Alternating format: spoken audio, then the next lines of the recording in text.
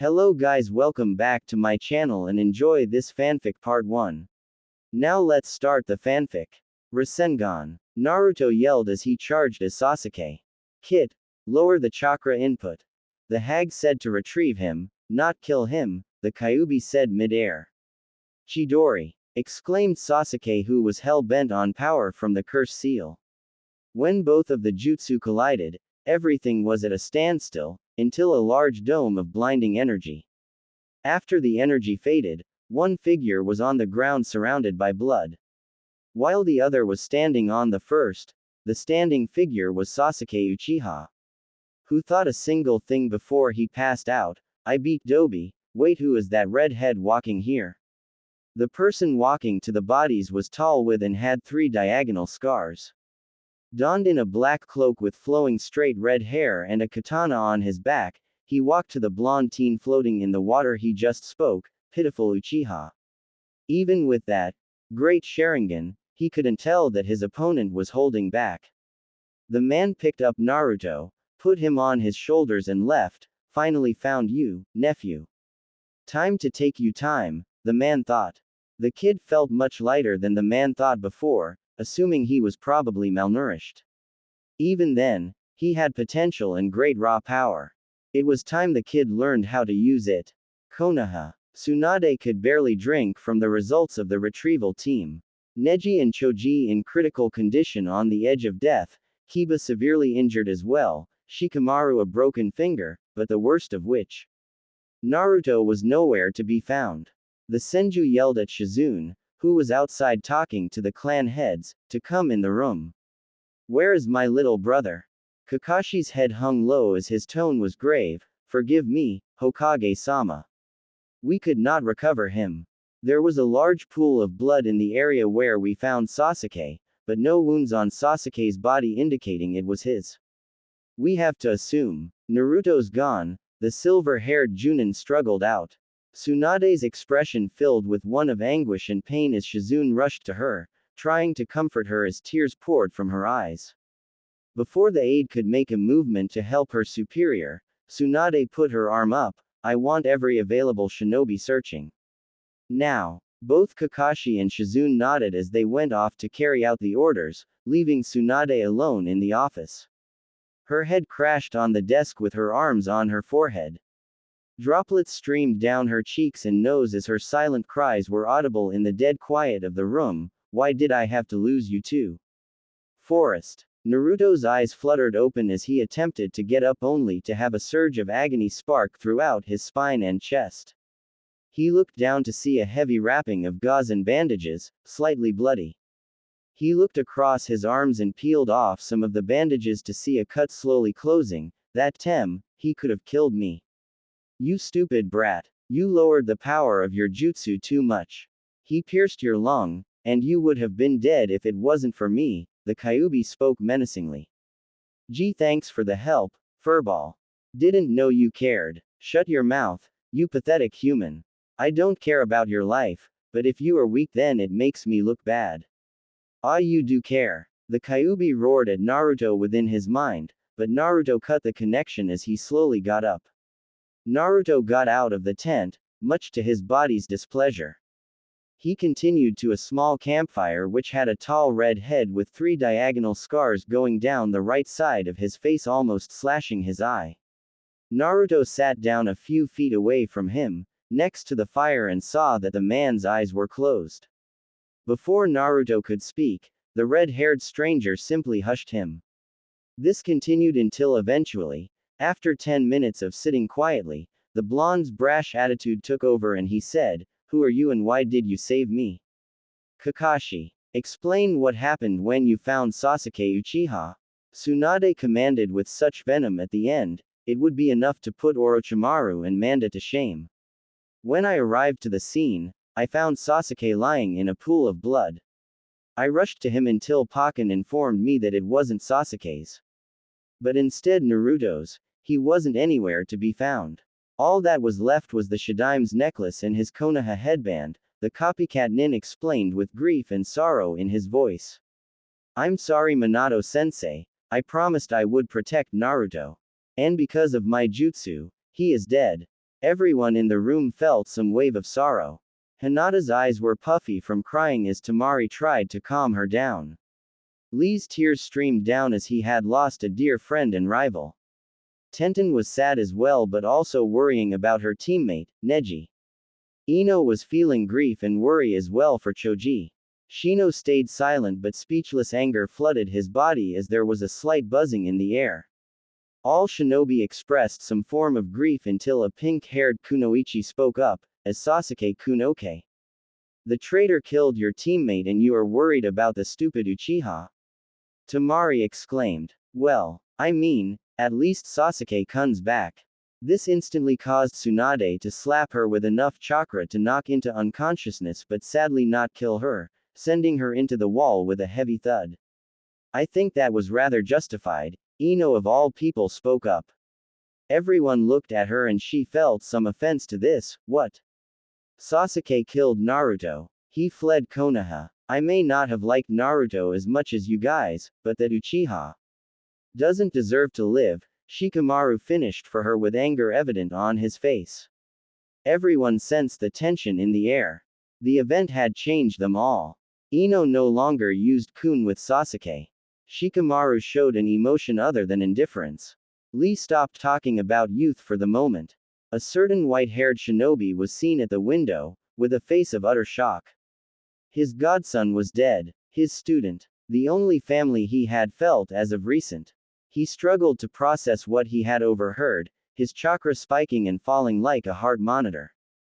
Emotional discord flooding his mind as the sage was unable to express how he felt losing another student. Jiraiya. Tsunade began only for him to raise his hand to stop her. The sage reached into her cabinet to bring out a bottle of sake and left using the same method at which he came. No one could blame him. Not the genin or their Junin sensei, especially not Tsunade. He cared for Naruto as much as Tsunade did. Both saw the boy as family to some degree. Sorrow filled Jiraiya as he took a sip from the bottle. You should have buried me, you stupid brat. You should have buried me. 2 hours later in Konoha. I gather you all today to explain a great loss in our ranks. The loss of Naruto Uzumaki. Tsunade could barely keep her tears from flowing out like a faucet. Naruto was murdered in cold blood by Sasuke Uchiha. Then we should celebrate for the loss of the demon. Uchiha-sama is a hero. Sasuke-sama finished what the Yondaime started. Random civilians yelled out of ignorance. Silence. Listen here, you pathetic excuses to human beings. That boy was one of the most kind-hearted and compassionate people to ever exist. All he wanted was to prove himself to you all, get stronger, and protect his home. Protect Konoha. Even now you all spit at him, treat him like some demon or subhuman. I couldn't give less of a about whatever law my sensei implemented. As Hokage I am making it clear and loud for everyone to know. Naruto was the Jinchuriki of the Kyuubi. Not the Kyuubi himself. He contained and kept us safe from the demon, yet for years you mistreated him and abused him and looked down upon him. I've had enough of it and won't let you ruin the legacy he stood for. The legacy of Naruto and his father, Minato Namikaze the Yondaime Hokage. Audible gasps were heard throughout the audience of shinobi and civilian alike. Murmurs of disbelief and jeers evident, but one voice stood out in the crowd. There's no way Naruto Baka could be the son of our greatest hero. He was too stupid and weak, screeched Sakura. Just then, a very swift Hyuga rapidly engaged in a barrage of Jukin hits upon her body. You better shut up, you tramp. Naruto-kun was the strongest out of all of us. He saved all of the village and even you from Gaara when he was being controlled by the Aikibi. He beat Neji Nissen in the finals. Coming from a weakling who can't even use any real jutsus, everything that you said about Naruto-kun is bullshit. Everyone, and even the Abrahumis and Hyugas were surprised to see that the brave ninja was Hinata Hyuga. The young heiress' attitude was fueled with determination from Tsunade's speech and anger from how her home village reacted to Naruto's death. It truly repulsed her. As she left to train and improve in order to honor Naruto's legacy, Tsunade ended the speech. Not a single shinobi or citizen dare say another bad word about Naruto in front of the Hokage. They had seen what the Sannin was capable of and no one would stand a chance. Hell's fury would be a tickle compared to insulting someone she loved.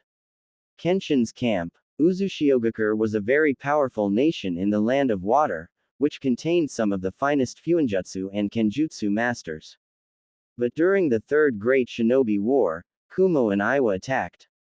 Uzushio was under siege for 2 months. Uzushio fell, but not so easily. Our mastery in the shinobi arts greatly crippled Kumo and Iwa. Thinking that Uzushio had fallen, their forces retreated. But it was thanks to a new seal developed by me and my sister. It is called the Phantom Intangibility Seal. And because of it, we were hidden and protected. 24 original families escaped, and spread the seal throughout the land along with high-level illusion seals. It seemed, Uzushio was destroyed. But we spent the last 10 years building and 3 years preparing to return, Kenshin explained to his young nephew. Wait, you said you and your sister? Naruto asked him. Yes, Naruto, your mother is alive. Kenshin smiled, being happy that the boy was picking up on certain context clues. Perhaps he wasn't a total idiot after all. Do I have an aunt? Naruto asked with a curious look on his face, making Kenshin's eye first twitch before he fell to the ground in frustration. How could he be this dense? No, your mother is alive. How do you know Urukura-sensei's big head jutsu? Never mind that, now we must begin your training. All we need to do is fix your diet, give you some resistance, gravity, and weight seals. Then we will begin your kenjutsu, fuinjutsu, and kyubi training, explained the redhead. By the time he was done, Naruto was going to be stronger than Minato and quite the ladies' man. How do you know about furball? Ungrateful brat. How would you like it if I called you flesh bag? I get the point. I'm your uncle, duh. Plus there are more surprises for you than there will be for me, Kenshin cryptically replied. Alright, your new clothes won't be ready until tomorrow, so I'm gonna place tags on you. How about 30 extra pounds on each limb and 10% resistance? Naruto instantly fell to the ground. As he got up, he felt like he was moving through syrup.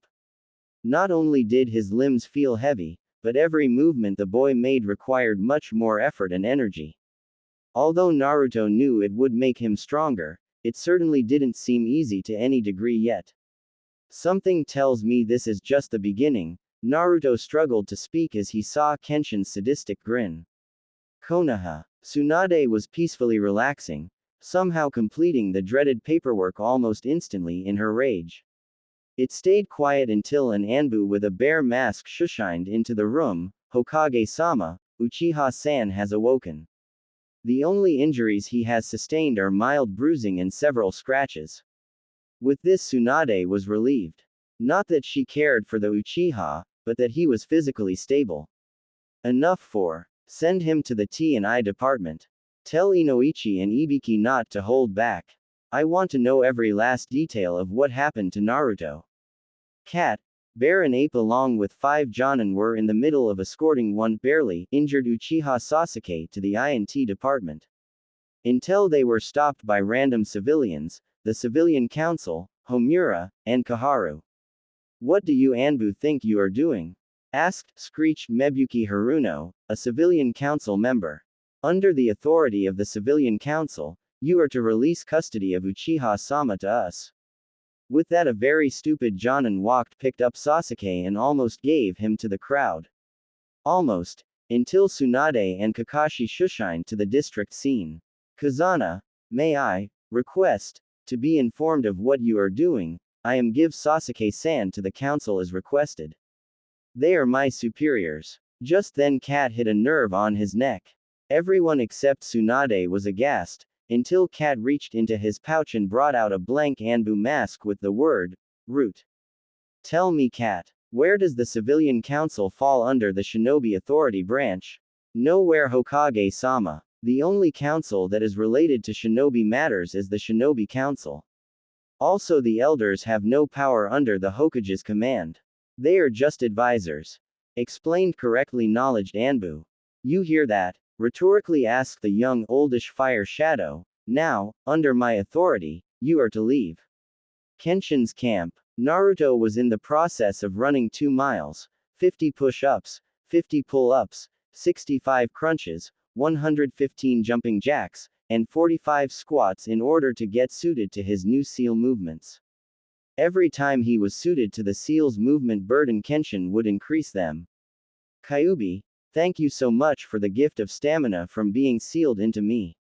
Kit, I gave you healing, not stamina. It probably ties with your family bloodlines, that is so cool. Focus, your uncle is calling you. Yo Naruto, you seem used to you seals. So we can test them out. Come at me with intent to kill. Great, now he sounds like Kakashi-sensei. Naruto dashed forward attempting to punch. Even though his seals were still activated, he never felt so agile. The punch was about to connect until Kenshin's right hand caught Naruto's left hand in a claw-like manner. As soon as he applied pressure to his wrist and joints, he couldn't feel them anymore. It was as if they didn't exist. I never said start. Kenshin simply informed to Naruto while regained control of his hand while Kenshin tapped on his palm. This guy is like Kakashi and I fell for the same fight crap again. They both took 30 steps back. Start. But unlike Kakashi, he didn't disappear. He ran forward just like Naruto and made a half-tiger hand seal. Just then, Naruto felt freedom in his movements, his seal was deactivated for the fight. Still, Kenshin wasn't afraid of a little speed increase, he charged. Somehow to Kenshin's surprise, Naruto was actually connecting blows with him but not effectively. His taijutsu was barbaric and his stance was even worse. He was taking notes on how to improve his skills. So, I'll teach him the Guardian and Warrior Dragon Fang styles, emotion control due to his brash nature, and get him adjusted to his speed. 10 minutes later, the two were still fight, both 30 feet away from each other. Again they both ran, but this time, Kenshin slid under Naruto's legs, pushed himself up with his arm, and held his neck by his index finger and thumb. If you want to keep your body for thrashing out of control for the next hour, I suggest you back down Naruto. Naruto did just that. Good, that wasn't to see just your improvement, but also you skills. Now I can properly train you. So you better brace yourself for hell. More like a quarter hell, wait until he gets training from Kushina and Kyuubi. Konoha. Tsunade was peacefully crying until she heard fireworks and laughter. She looked outside and saw disgust. The village was honoring Sasuke for killing the demon. It was out of her control now. The only way she could stop it was by creating earth fissures to destroy most all of the village. Then Jiraiya, Shizuan, Asuma, Kakashi, Kurenai, Guy, Anko, Ibiki, Ayame, Taiki, Team 8, Team 10, and Team 11 Lee, Neji, and Tenten joined the room and grieved for the loss. To the village a burden was gone. But really, Konoha's number one unpredictable shinobi was gone. But to Tsunade, missing. But none of them could do anything about it. Two figures walked through a dense forest. The first was 13, 5'7" and fit, had pure sun-kissed blonde hair, steel blue eyes and 3 whisker marks on his cheek. The blonde wore an orange muscle shirt, a black cloak with orange lining and the kanji for maelstrom on the back in red. On his back also wear 2 regular 3-foot katanas. The other person was 6'7", muscular, had neck-length red hair, 3 diagonal scars on his face. He was dressed in a gray shirt with black lining, grayscale camo cargo pants, a white cloak with blue waves, and 2 large zanbatos. The pair were none other than Naruto Uzumaki and Kenshin Uzumaki. After 5 minutes of walking the blonde spoke up, "How much longer, Aro Kenshi?" The redhead's eye twitched and he yelled at Naruto, "Don't call me that. It's your fault I slipped into the women's bath." 2 days prior, Naruto was testing some of his seals, at the time he was developing a freeze seal. So while Kenshin was still changing, Naruto activated the seal, put a genjutsu on the no frozen water, and hanged into a towel. Once Kenshin came in he ran to the water, only to find he was foot skating on ice, then he fell face first into the women's baths area or the hot springs. Damn, was it a painful beating. Naruto just smiled, remembering the memory. Suddenly both of the Uzumaki stopped in their tracks. Kenshin spoke up. You sense the 12 bandits? Naruto nodded and replied, yeah, they are 45 feet in front of us. Kurama's chakra infusion hated my senses even more. The gleam from their weapons and stench gives them away. I got the ones on the right, you get the ones on the left. Both swordsmen continued, until the bandits came out. One very brave or stupid thug spoke, give us your money, swords, and possessions and we might let you live. Naruto just laughed quietly and said in his demon voice, if you want them, come get them. The thugs ran at the two swordsmen who separated. Naruto just brought out his two katana, jumped in the air, twisted his body by 90 degrees and yelled as he approached the bandits at high speeds, dual demon wheel.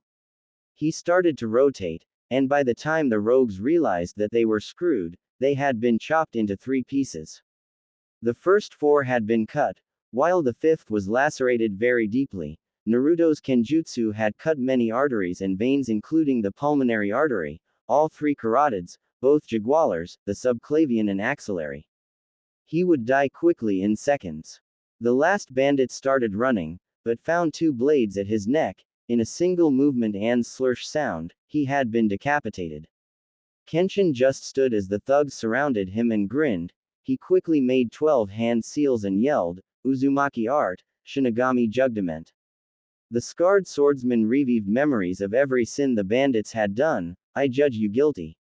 The first thug ran at him, but Kenshin just slid between his legs like he did with Naruto. Except this time, he slammed his index and middle finger on the head of the bandit. He repeated to do the same with the rest of the bandits. Suddenly the breathing of the 6 bandits started to increase and continued. One struggled to speak. WW, what deed did you do? Kenshin just simply walked away with his nephew and spoke, I hit your vagus nerve. It controls the body's heart rate and breathing.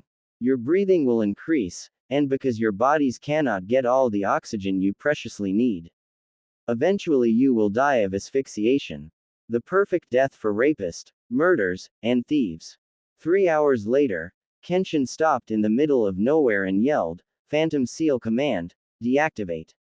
Suddenly Uzushio was revealed and Kenshin just said, welcome to Uzushio Naruto, welcome home. While he gazed in awe, Naruto was tackled by 2 females. The first was in her mid-30s, 4 inches taller than Naruto, hip-length red hair and sea-green eyes.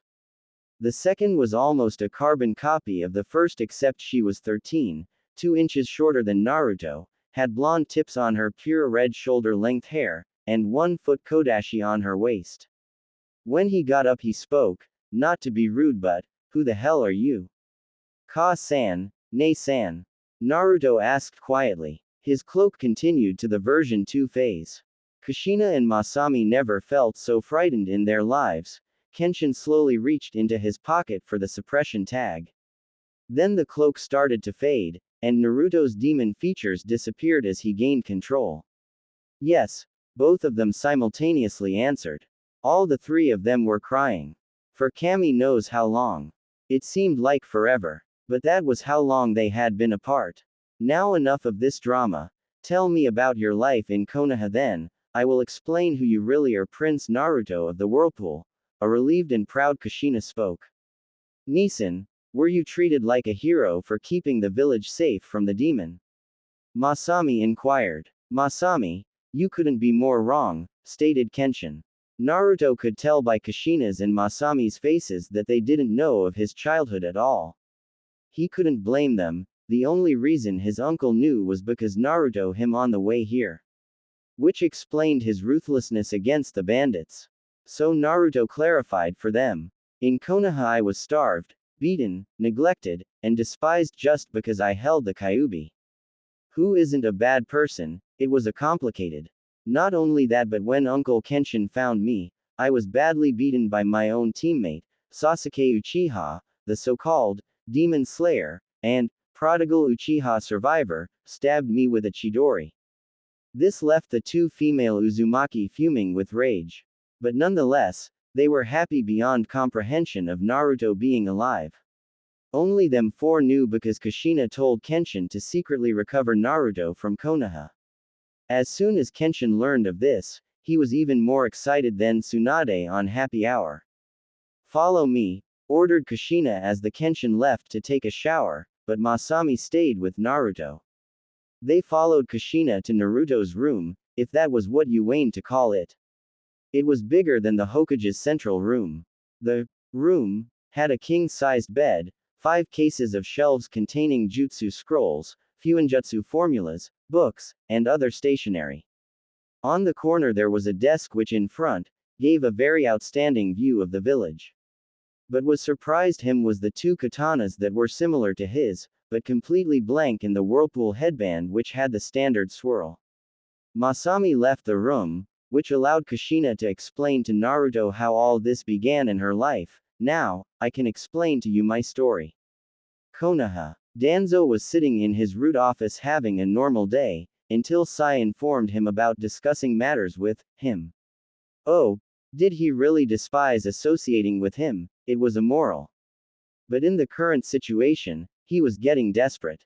"You requested my assistance with an important matter," a figure covered by shadows spoke in a sinister voice, "so what can I do for you?"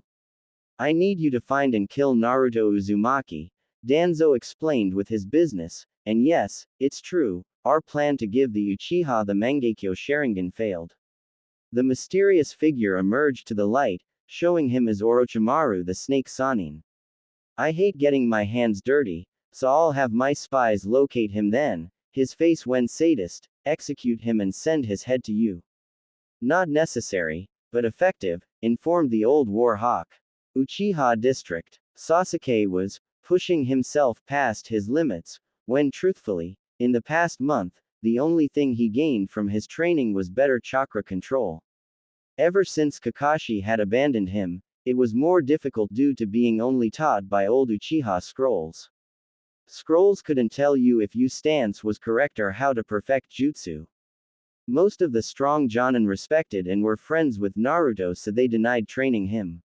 Plus, he spent 6 hours total making sure he wasn't tainted by Sakura's being. She would always come to his door dressed and acting like a whore. But it was ridding her that was the challenge. For the worst, once Kakashi told him of Naruto holding back on his Rasengan, which Kakashi noticed by the lack of damage to Sasuke's body. Kakashi knew of their clash effects, they didn't match in results he had with Minato. "However you gain power, I will take it from you then kill you and Itachi. Nothing will prevent me from my goal. Not Konoha, not the Hokage, not Kakashi, and not even you. I will kill you." After his afternoon routine was completed, he found a scroll on his bed. He always left and read scrolls on his desk or outside. There was also a note attached. "Sasuke Uchiha, these are some of my jutsu from my personal library. I believe you will use them well.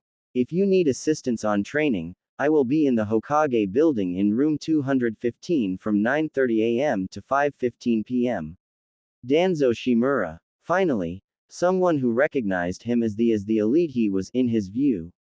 Now he could gain power and kill all those who opposed him. He sneered greedily. Hyuga District. Life couldn't be so sappy for Hinata. Her love was gone, but she was treated like a princess. Even the Hyuga Council that used to belittle her gave her respect some out of fear. But she couldn't let such thought cloud her focus. She swore to become strong in honor of Naruto. And currently, she was experimenting with her new Iwa Juken, Earth Gentle Fist, on a test dummy. What exploded from the impacts. She mentally growled. Damn it, not again. She picked up the now remains of the dummy and threw it into a pile with the 12 other on the side. Now on her 13th try, she was attempting to control the chakra impacts from the earth affinity she had gained. Earth was solid and focused, the complete opposite of the Mizu Juken. Going for another try, a purple flame appeared, and from it a dragon 5 feet long and big as a cat emerged. Suddenly it spoke. My name is Hyomi, do not be alarmed. I am to deliver a message for you on behalf of Naruto Uzumaki. On this information, Hinata perked up and asked, what is it? Please tell me. Hello Hinata-chan, do not worry, I am still alive. I was saved by my uncle who told me of how you defended my honor and expressed your feelings. I have the same for you. I blindly followed Sakura for no reason, not acknowledging your interest. Sorry that I can't explain much right now, but we can discuss the details in 3 years. I'm sorry I can't right now. Until then I will be training with my family. Also, your Iwajuken is created for external attacks rather than internal. It is a surprise tactic against foes who would dare underestimate you. Ask Tsunade for training, she would be glad to make you her apprentice. Remember, I love you and always will. See you soon, my lavender princess. Naruto Uzumaki. Hinata started crying with tears of joy and relief, and blushed. He called her Hinata-chan, and his lavender princesses. Soon she would see Naruto again and took his advice for the Iwajuken and Tsunade's training. Don't worry Naruto-kun, I forgive you. And soon, we will meet again. It's a promise of a lifetime. Hinata silently said to herself after Hyomi. Uzishio. I was a very brash and impatient girl when I was your age. During the fall of the old Uzishio, I was sent to Konoha as a symbol of trust. There I wanted to become Hokage and got stronger along the way. Unfortunately, I had a special type of chakra that Kumo was interested in. They kidnapped Mai, but about 1 mile away from the border your father saved me. Your father's name was Minato Namikaze. Years later, we got married and were expecting you. But there was a problem, I was the Kyuubi's Jinchuriki back then, and birth would weaken the seal.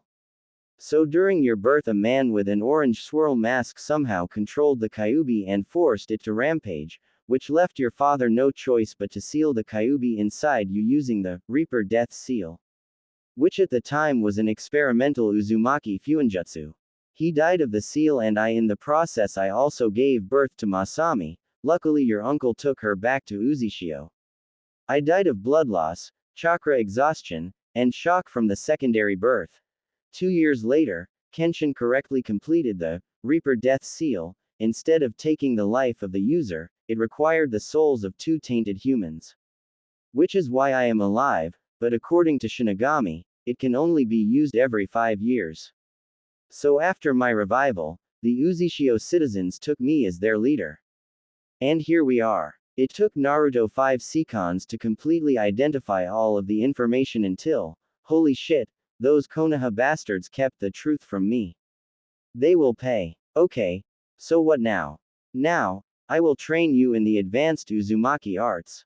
I assume Kenshin taught you the Guardian and Warrior Dragon Fang Taijutsu, taught you some Kenjutsu, and let you sign the dragon contract. Yay! Kyuubi gave me his fox contract and control over 5 of his tails. The next 4 will take a seal master to suppress his dark chakra. Naruto replied informing his mother of the bond between Kyuubi and Naruto. Lastly, follow me to the royal balcony, Kushina asked Naruto, which he did. And when he arrives, he saw all of the Uzishio citizens. Just then Kushina started her speech. People of the Whirlpool, I have great news, my son, who was believed to be dead, is alive and has returned to his home. All of the people started cheering. I give you, Prince Naruto Uzumaki Naruto of the Whirlpool. The crowd cheered even more as they saw Naruto. Most of the female population blushed and war veterans and Jonin saluted back at him when he saluted to them, pledging his loyalty to his new home.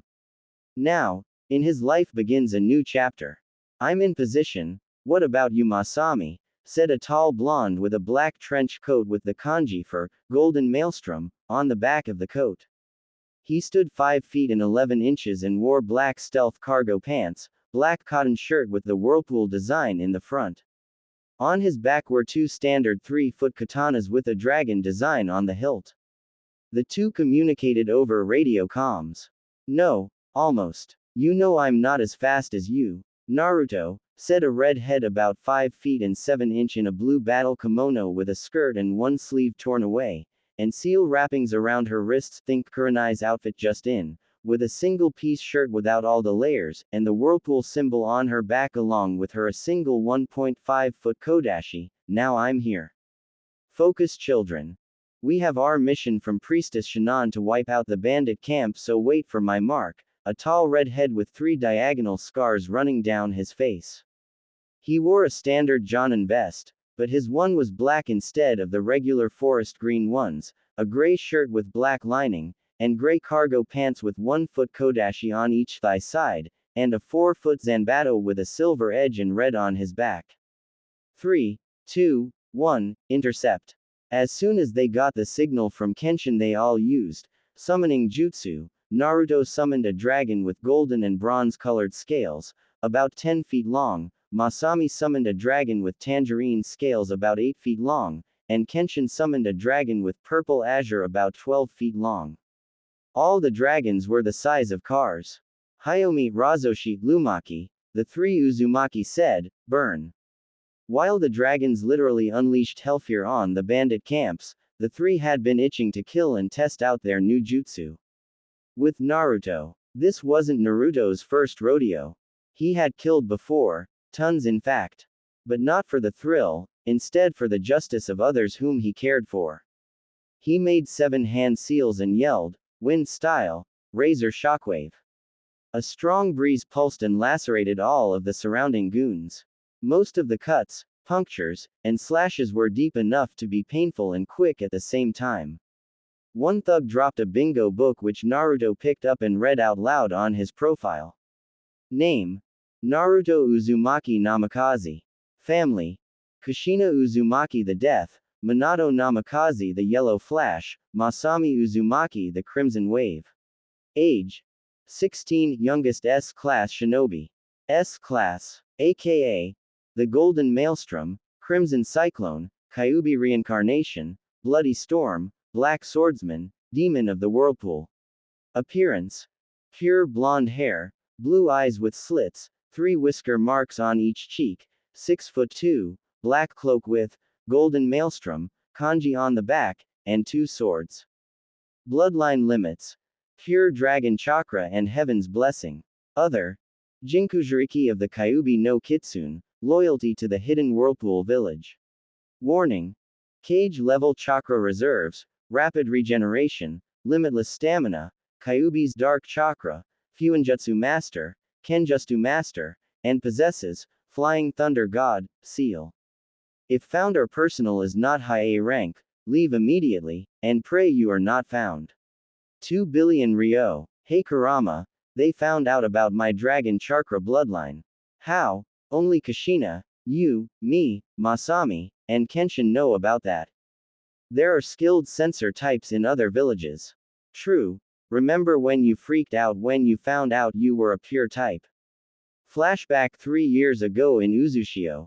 Kushina needed to duel with Naruto to discover areas of improvement. Due to Kenshin training him, she could tell that he was fast, agile and skilled in taijutsu and basic kenjutsu. So as the two came to a distance of 30 feet, Kushina spoke, Naruto-kun, come at me. Brace yourself, Ka-san. I can't promise you keeping your flawless skin, Naruto taunted. They both ran at each other and drew their katanas, quickly exchanging blow at high speeds.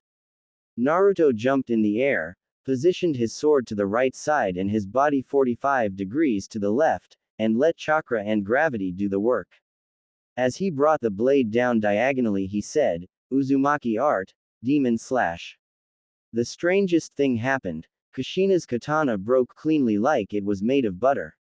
While she was distracted, Naruto shushined behind her, and suddenly he was glowing with pure white energy.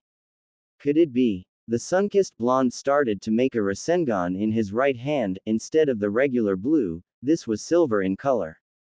Rasengan? Sorry about this Ka-san. Wait, what the hell? Why is my Rasengan silver? Masami identifying Naruto's new chakra, she yelled, Ka-san, Naruto Nisan is a pure type. As soon as Kenshin heard this, he realized all of his gravity, weight, and resistance seals and dashed forward. Naruto has no idea of how powerful even a low-powered Rasengan with that chakra is. Kenshin made it in time and grabbed Naruto's hand, and threw his angle at a nearby boulder about 6 feet tall, and 7 feet wide, messing up his momentum. The impact annihilated the boulder, instead of the usual swirled impact pattern. What the hell? That was a low-powered Rasengan! Exclaimed Naruto, who was severely confused. Kushina understood his confusion and explained for him. Sochi, you have an amazing gift. The Uzumaki's dragon chakra, and in your case, pure. Which is 5 times stronger than my dragon chakra. Only 6 people have ever contained it. You and I are the only ones left. Even AC rank jutsu powered by dragon chakra has an A- rank effect. Soon, your body will tire out and adapt to the pure chakra, making it your default chakra. Mixed with your immense chakra capacity, you will be a force to reckon with. Kenshin also followed by informing the others of more that he had learned about Naruto while training him, not just that Kushina-chan, but Naruto also contains Minato's heavenly blessing, bloodline. Naruto, who were confused even further, were explained about it by Kenshin. The heavenly blessing is the bloodline limit of the Namikaze clan. It gives the user limitless stamina and eventually rapid chakra regeneration. Combined with Kyuubi's dark chakra, your pure chakra, the rapid cell regeneration, and speed, you are practically the perfect shinobi. Masami contains the heavenly blessing, too. Naruto sputtered, spasmed, and celebrated. Oh, thank Kami for this. All life his dream was to become the strongest shinobi so people could respect him and he could protect his precious people. And now he could. Flashback end. Masami was surrounded by thugs who said, once we kill the other two, we are gonna make you our personal toy like the others. This enraged her, causing her bloodthirst to increase drastically. These men defiled women. That was the last straw. Murder and robbery were one thing, but rape was final. So in her anger she yelled her most brutal jutsu, water style, shark tsunami. Water came out of nowhere and started to flood the area. To top it all, she created chakra sharks to gore the bandits to death or painfully boiled them to death. And the sadistic part was, it was salt water instead fresh water, so you know what they say about salt in a wound. The two were cowering in fear. A cowardly thug hid behind the other. Hide me, boss. So you're the leader, huh? Masami sarcastically asked, already knowing the answer. She drew her kodashi, Thunder Killer, pushed the leader out of the way and stabbed coward's throat. After dispelling their summons, Masami walked up to the leader with Naruto and Kenshin. They took a good look at what used to be bandit camp. Now reduced to ashes, flames, and smoke. Masami told Naruto about the slaves. Instantly he emitted dark red chakra and sliced off the leader's hands, then cauterized it to prevent him from bleeding out. Where are the slaves? Tell me, or what makes you a man is gone. Did he sing like a canary? In the end, Naruto thanked him, then sliced his head off. The three went to a hidden underground room where they found the slaves. Don't worry. We are here to free you. Masami, I'm going to use the Flying Thunder God Seal to teleport you home so you can get spare clothes for them. When you are done, tell Ka-san to teleport you back here. Why can't you? Do you want me going trough your clothes? Good point. Even thought he is my brother. Masami teleported away, and came back in 5 minutes. So when the former slaves were fully clothed, Naruto teleported them all to Shinnen's palace temple. Pretty soon, the three were on their way back to Uzushio. Hey, Kenshin, where were you the entire time? Hayami-chan said you weren't on the battlefield. Masami asked. Who was answered by her twin brother. He was reading Jiraiya's perverted book, quarter-mile west of the camp. Masami hit him with the hilt of her kodashi, which caused Kenshin to lose his balance and almost fall off of the tree branch he was jumping on. And to tease him even further, Masami commented, Naruto is right to call you Ero Kenshi. Damn you, Naruto, which Kenshin yelled at his nephew, who then argues with him about being truthful. Masami just giggled at their antics. Uzushio 2 hours later. As soon as Kushina saw the lump on Kenshin's head, she just had to ask. Much to Kenshin's displeasure, what happened? Naruto and Masami simultaneously answered, Code J, A, and I think out can find out what the J is for. Kenshin, can I please talk to you privately? The Uzukage requested, in a bittersweet voice. Naruto and Masami decided to grab their pay and shushin at least 100 feet away from the building. So they caught up with their friends in Uzushio. 3 years and you can make lots of friends. Especially when you actually aren't treated like vermin. Araku Hotuki was the first person to become friends with Naruto. Both were eating at a ramen stand that actually beat Ichiraku's. Naruto said that he was the fastest ramen eater in the world, which angered him. Naruto fought him and won. It seems they both had a void that they called a stomach. He was 5 feet and 9 inches, a bit chubby, with long brown hair and brown eyes. Usually wearing a green armor vest with simple forest camo pants.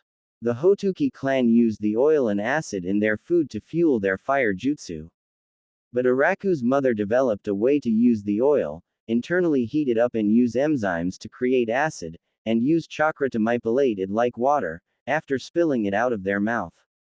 Utake Hayabusa was the only person that could almost match Kushina and Naruto in Kenjutsu. Except he used a thick 6.5 feet Zanbato, which was better used for powerful, heavy strikes. It was speed and agility that helped beat Utake. But then again, Naruto only studied Kenjutsu for 1 year the last time they fought, while Utake practiced for 9 years. He was 1 year older than Naruto, making him 17, and 14 when they fought. He had blue hair in a ponytail, 6 feet and 7 inches. He wore mostly black samurai armor with the whirlpool design on his shoulders and chestplate. His sword was located behind his waist. The last friend who knew well and vice versa was Sayu Shiraishi.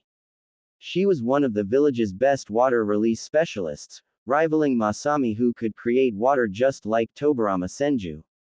She had a very kind personality.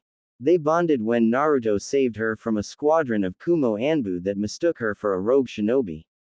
Then 2 months later they were introduced again by Masami. She had a slender figure, with a reasonable bust, mint green hair that reached her upper back and orange eyes. Sayu wore a 2-piece black battle outfit, that was suitable for speed and swimming. After they took a warm shower to wash out blood, they met up with them. Hey Naruto-kun and Masami-san, how was the mission? Sayu asked. Naruto answered for both of them and asked his own, bloody, fun, and full of needed justice. I heard you guys are now a Chunin team. How was your first mission? Really boring. All we did was hunt some bears, hogs, and deer in the forest. No creature was skilled enough to give me a challenge. Utake as censored, and it was no fact to them or anyone who knew Utake that he was always looking for strong and worthy opponents with honor. Naruto said he was a stable mix of Sasuke and Lee. You guys wanna go swimming in the lake? It's good weather. Masami offered. Only as long as Naruto could catch and prepare trout. He is the best at cooking fish. All the spices and flavors blend perfectly, Akaru told them, and everyone had to agree. It was a divine gift from Kami herself. Just as they were about to jump in, a Anbu appeared and told Naruto to report to the Uzukage's office. Kid, 2 things. 1, when you are done, I want to give you a gift.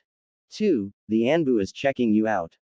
How do you know? I can smell the pheromones and you are shirtless. No vixen would stutter like that. I guess. Okay. Think later. Bye Kyuubi. Alright Ka-san, what do you need? Naruto asked when he got in the office. Your swords, Kushina said. Naruto gave his swords to her.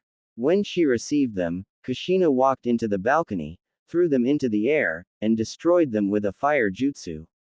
Of course, Naruto started sputtering.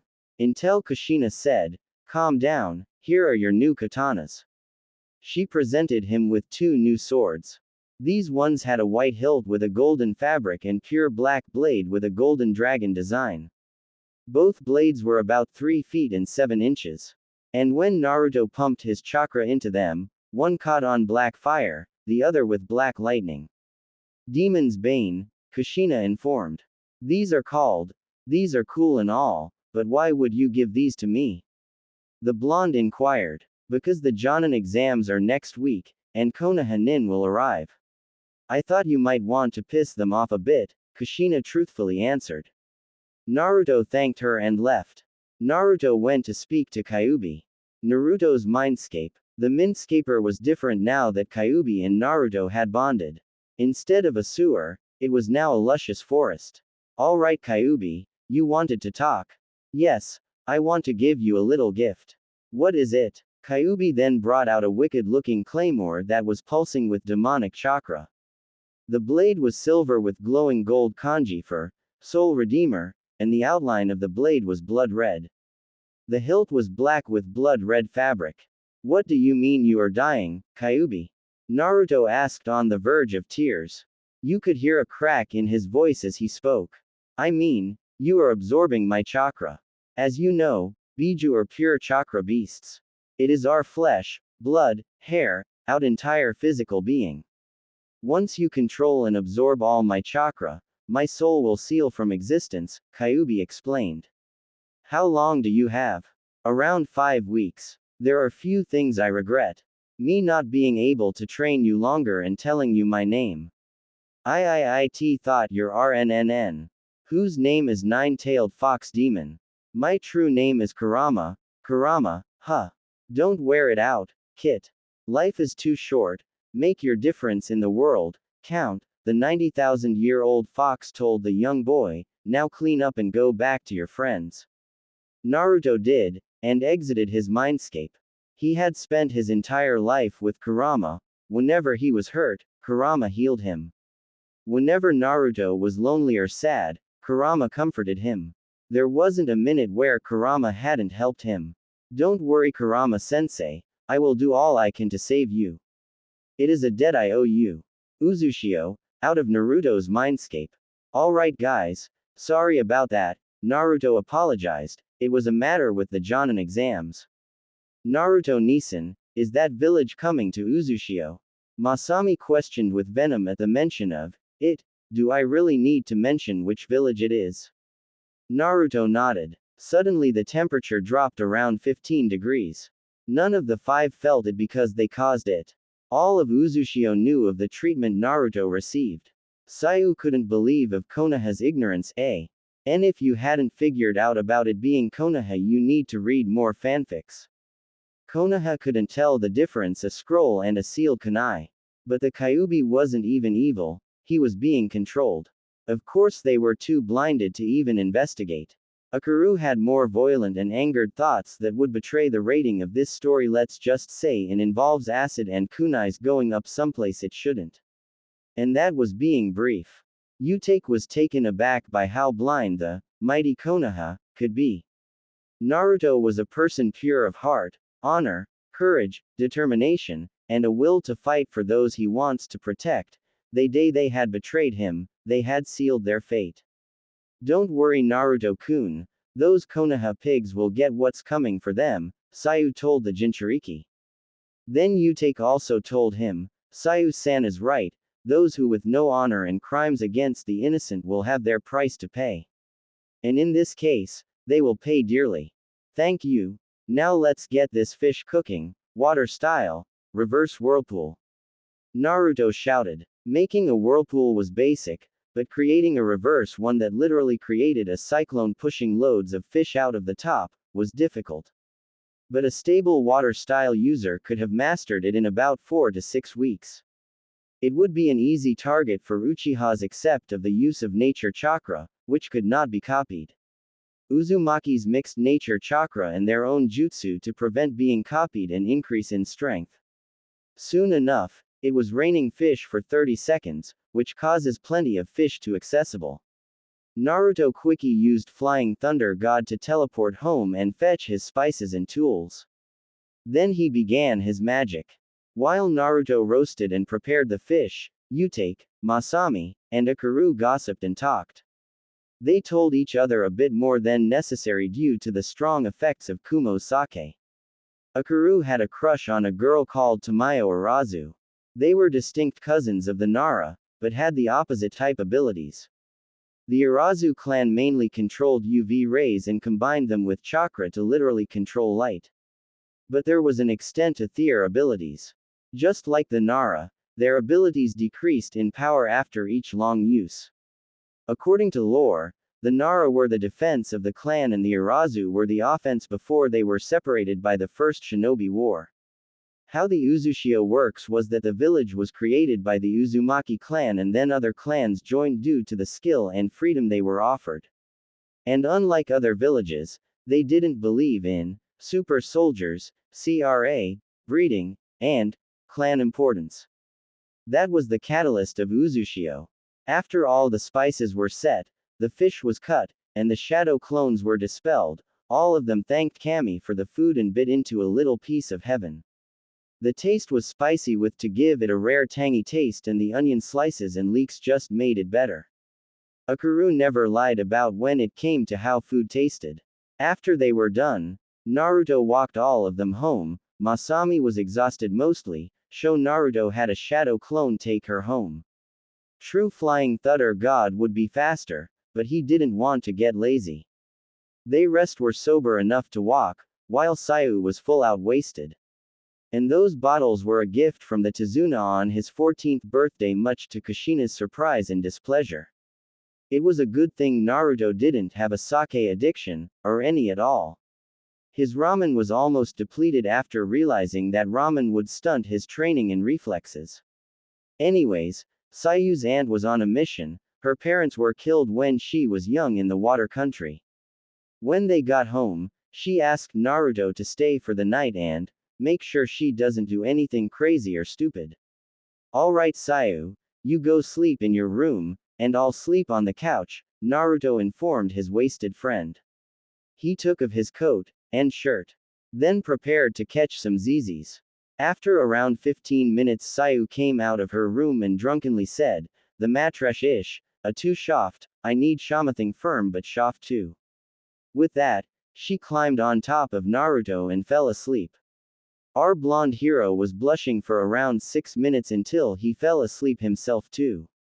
Next morning, a scream woke up Naruto and in a reflex he brought out a kunai under his pillow and held it to his attacker's throat. He found the person was a very blushed Sayu wearing her green nightgown on top of a bare-chested Naruto. Thank Kami, Mazmai and Kenshin weren't there. You fell asleep on me wasted more than the 5th Hokage. Then this happens, the embarrassed Uzumaki explained to the equally embarrassed Shiraishi. Sue, I'll make breakfast and we never speak of this. Sayu said, changing the subject. Sure, I'll help, but only if you don't either, even when you are drunk or if possible drunker, the blonde joked. Sayu responded by playfully sticking her tongue out. After walking home and 150 questions, 50 shades of red, and a pat on the back from Kenshin, he got a change of cloths and was studying seals to save Kurama from his forsaken fate. Naruto was getting close to a solution to save his sensei, friend until Masami ran in and said, Ni-san, Konoha-nin are here for the exams. But what she didn't realize that Naruto had already left. Back with Naruto, he was too focused on seeing Hinata again to remember about the flying thunder god. He ran, almost faster than the jutsu itself. Almost. Before he knew it, he came bumped into a girl the same height as Masami with dark lavender hair, a gray vest with a black band pouch around her waist, black boots, long navy socks, dark navy shorts and a kunai pouch on her left side. Hinata's the last battle outfit, Google it. Sorry about that, I'm in rush to see an old friend. Suddenly the stranger was hugging Naruto. He looked down to see the face of Hinata Hyuga, the heir of the Hyuga clan and his lavender princess. Hinata-chan, Naruto-kun, the both simultaneously said softly. Hello Dobi, a arrogant voice said, that Naruto easily recognized. So he answered, you traded that stick for a tree up your didn't you Tem? Behind Sasuke was Kiba, Ino, Shikamaru, Choji, Sakura, Shino, and a mysterious pale boy with dark hair, clothes, and eyes. A pink-haired girl started screeching, you can't talk to Sasuke-ku, she started only to be silenced by a glob of water shot in her mouth by Masami, who just recently shushined, how did you grow up with that banshee screaming all the time? Asked the female Uzumaki. You better watch your mouth, you whore, replied Sakura as soon as she spit out all the salt water. Only to be crossed by two swords.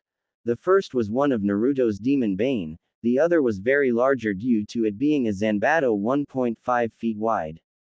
Utake had appeared with Ikaru and Sayu. The only whore here is you, Utake said. Everyone except Sasuke was either laughing or preventing from. When Sakura finally had enough courage to reply, he screamed, "Who do you think you are talking to, the heir of the Haruno clan? I am Masami Uzumaki, secondary heir and princess of Uzushio and known as A-rank Nin, the Crimson Wave. And by the way, the Haruno clan is just full of useless merchants." Everyone paled. They all knew of her ruthlessness to those she opposed. Whereas Sasuke was interested in her strength and beauty. She could bear her with strong Uchiha spawn. And he would control Uzushio. After learning of its return, he researched about its power, and thought by learning the clan's secrets he would be able to become unstoppable. So he was stupid enough to say, "Come with me back to Konoha, there is much I can give you there," only to be chakra slapped by Naruto, whose chakra released genjutsu revealing his blue slit eyes, more defined whiskers, and sharper nails.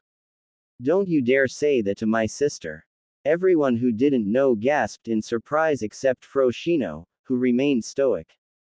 Sasuke surprising started sputtering, "BB but TT that means UAA are the yay, primary heir to Uzushio, Naruto Uzumaki Namikaze Prince of the Whirlpool, and as an extra the Golden Maelstrom, Crimson Cyclone, Black Swordsman, and Jinchuriki of the Kyuubi," Naruto clarified to his former teammates. "So what? I'm still gonna kick your just like 3 years ago. Tem, we both know that I was seriously holding back. If you want we can see in the exams on who is stronger, me or you." Sasuke walked away, and Sakura turned to Naruto and his new friends to speak, but, "Haruno, you say one word and I personally promise you that you will not walk for the rest of your life." With that she blindly followed Sasuke like a lost puppy.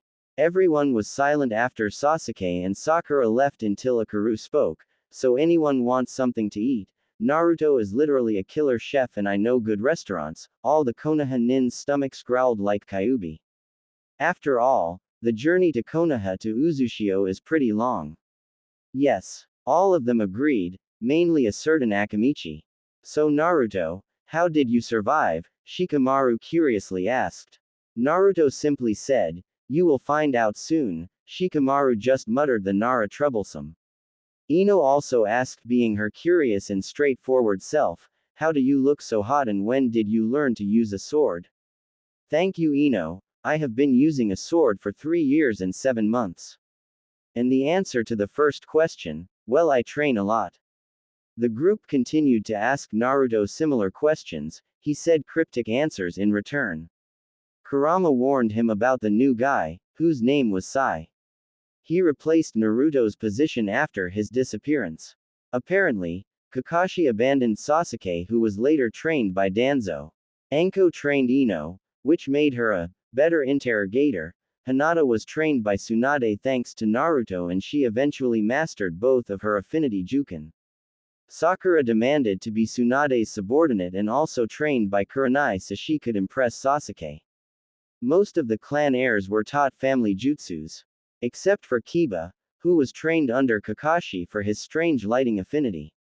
Usually Inuzukas had earth, but Kiba was considered a inherited his father's affinity. Because technically, he was never part of the Inuzuka clan. Also embarrassingly, Sasuke had only had his Chunin rank for barely a year because Sunin forbid him from joining any Chunin exams. Until the civilian council got in the way again. After another hour the remaining Konoha 12 left. And Uzushio nins went to bed, sober this time. Jonin exam building. Naruto wasn't mad, he was just severely disappointed to the level of anger. Instead of the forest scroll retrieval, they had to do an obstacle course. The third member of Naruto's team arrived. He was out for a few days because he was sick with some disease called Ebola, or something. Ryu Warasoi, according to Kushina, was the village's top genjutsu user. Their last teammate died 2 years ago from an ambush by Iwa Anbu trying to capture Naruto. It was at his death, Kurama's dark chakra and Naruto's pure chakra somehow fused to create Chaos Chakra, with its own type of jutsu with limitless possibilities. Kurama said it could become a bloodline. After the death of his friend he formed into Kurama's version 1 cloak except the color was shifting between a fade silver, dark purple, and black. After goring the squads to death, he shredded the leader's legs with a Chaos Rasengan then told him to crawl back and tell him what would happen if Iwa tried again. But like all exams, there was always a written portion. Much to Naruto's annoyance, but this situation gave him a chance to use Dark Chakra to scare off the weaklings. And maybe as a bonus, the proctor too.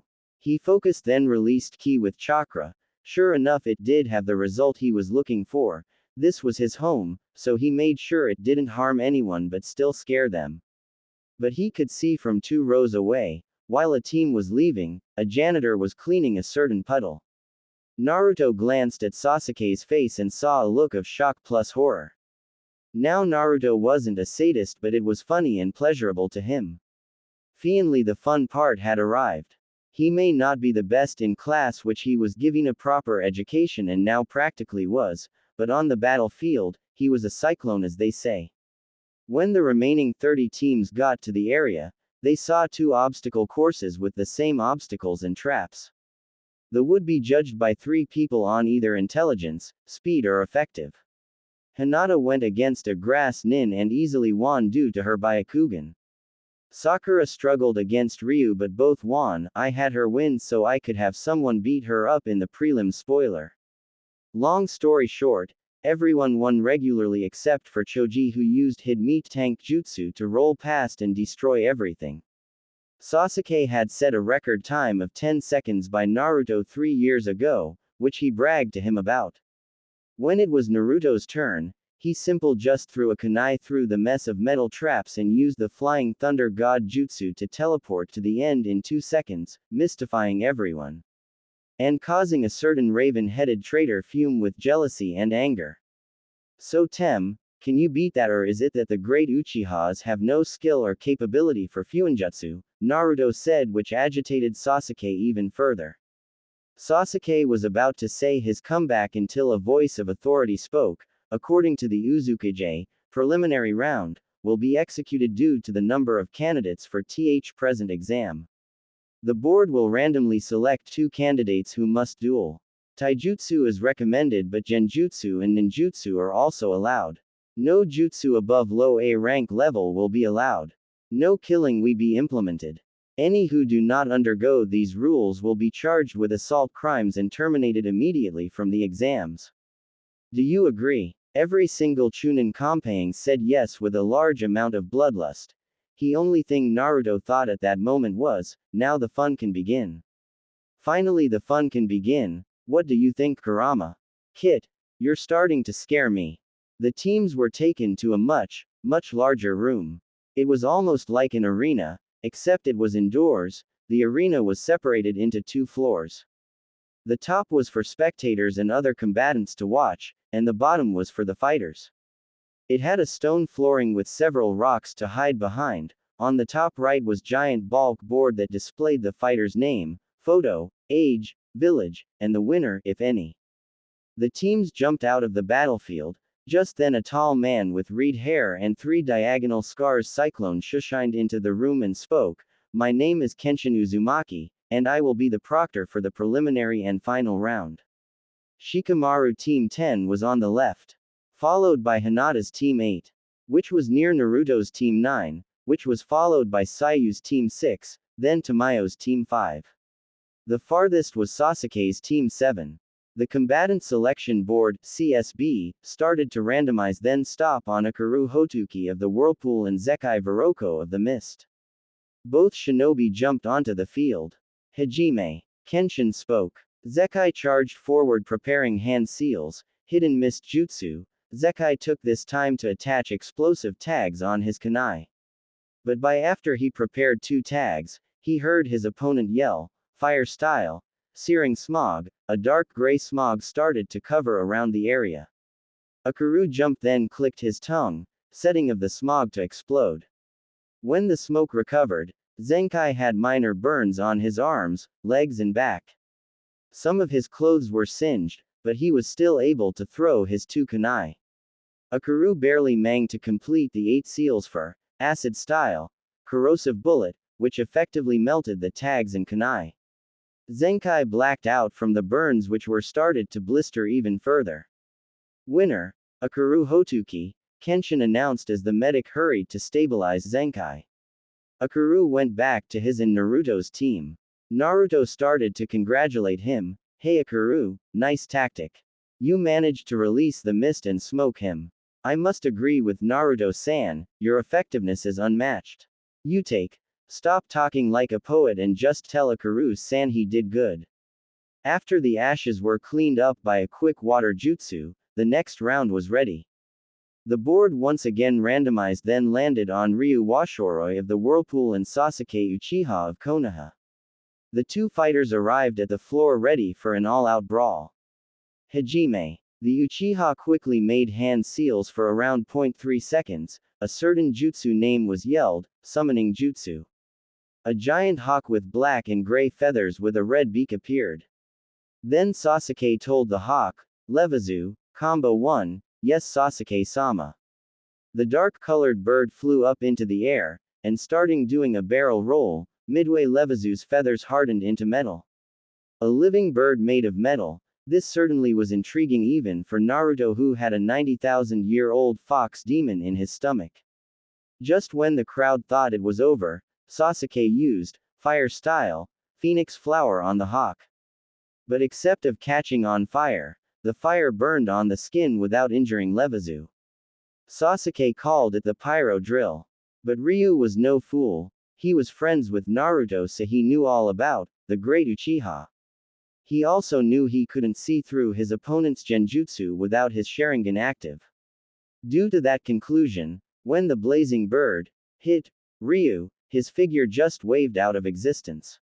Ryu had outsmarted Sasuke's ego using a simple academy clone. It was fortunate for Ryu that the pyro drill was only a one-shot limit, due to the impact dispelling the summon. Sasuke taunted as a repercussion from his embarrassment, pathetic, you hide behind illusions like a coward. But the Uchiha was a hypocrite, he came from a clan that centered on genjutsu. Of course, no one in Konoha would ever argue. Even from the insult, Ryu didn't bat an eyelash or taunt back, it was as if he was mute. Sasuke ran forward, armed with a kunai, attempting slash at him and then put him under a genjutsu so he would pass out from blood loss. However, nothing as such happened. The boy was using a strange taijutsu for countering his movements and pushing him back. And when Ryu had enough distance, he made 15 one-handed seals for 9 levels of hell, level 1. Unlike other genjutsu, this actually caused physical injuries based on the applied level. No human could survive past level 4. As the genjutsu was cast, Sasuke was tied to a wooden post, and tortured the person he hated the most, Itachi Uchiha. Even though his injuries weren't serious, they still hurt. The Uchiha barely managed to dispel the genjutsu thanks to the Sharingan. When he did, Ryu was vulnerable, so he ran to him with his family Uchiha Interceptor Taijutsu. The result was a battered, but walking, Warasoi. So Kenshin announced the winner Sasuke Uchiha. A shrill of a single fangirl cry was heard. Oh, the temptation for Hinata to just fight her, hint, hint. Otherwise there were a few quiet claps. Ryu returned to his team. Naruto gave him a pat on the back for his hard work. Mastering a demon genjutsu from the Kyuubi himself was not easy, especially when the user wasn't half demon. To answer to what Naruto said, Ryu just made several hand signs. Yes, Ryu Wario was mute. Of course, sign language was a skill Naruto learned when he met Ryu. The matches continued. Again, Ino's match with a very sensitive Rain Nin was a tie. Shino barely won his match, almost all of his chakra gone. Most of the Konoha teams matched ended in ties, even a few in wins. But otherwise only Sasuke and Shino had won. Finally, an exciting match happened when the CEB selected Kiba Inuzuka of Konoha and Utake Hayabusa of Uzushio. Both combatants prepared and got in their respective stances. Kiba with Akamaru and Utake with his Mortal Wrath, Zanbato. Bark bark, bark bark bark. Akamaru told Kiba from his bark. The only people who could understand was Kiba, being from the Inuzuka clan. And Naruto, due to him being able to understand the canine language because of his fox summons.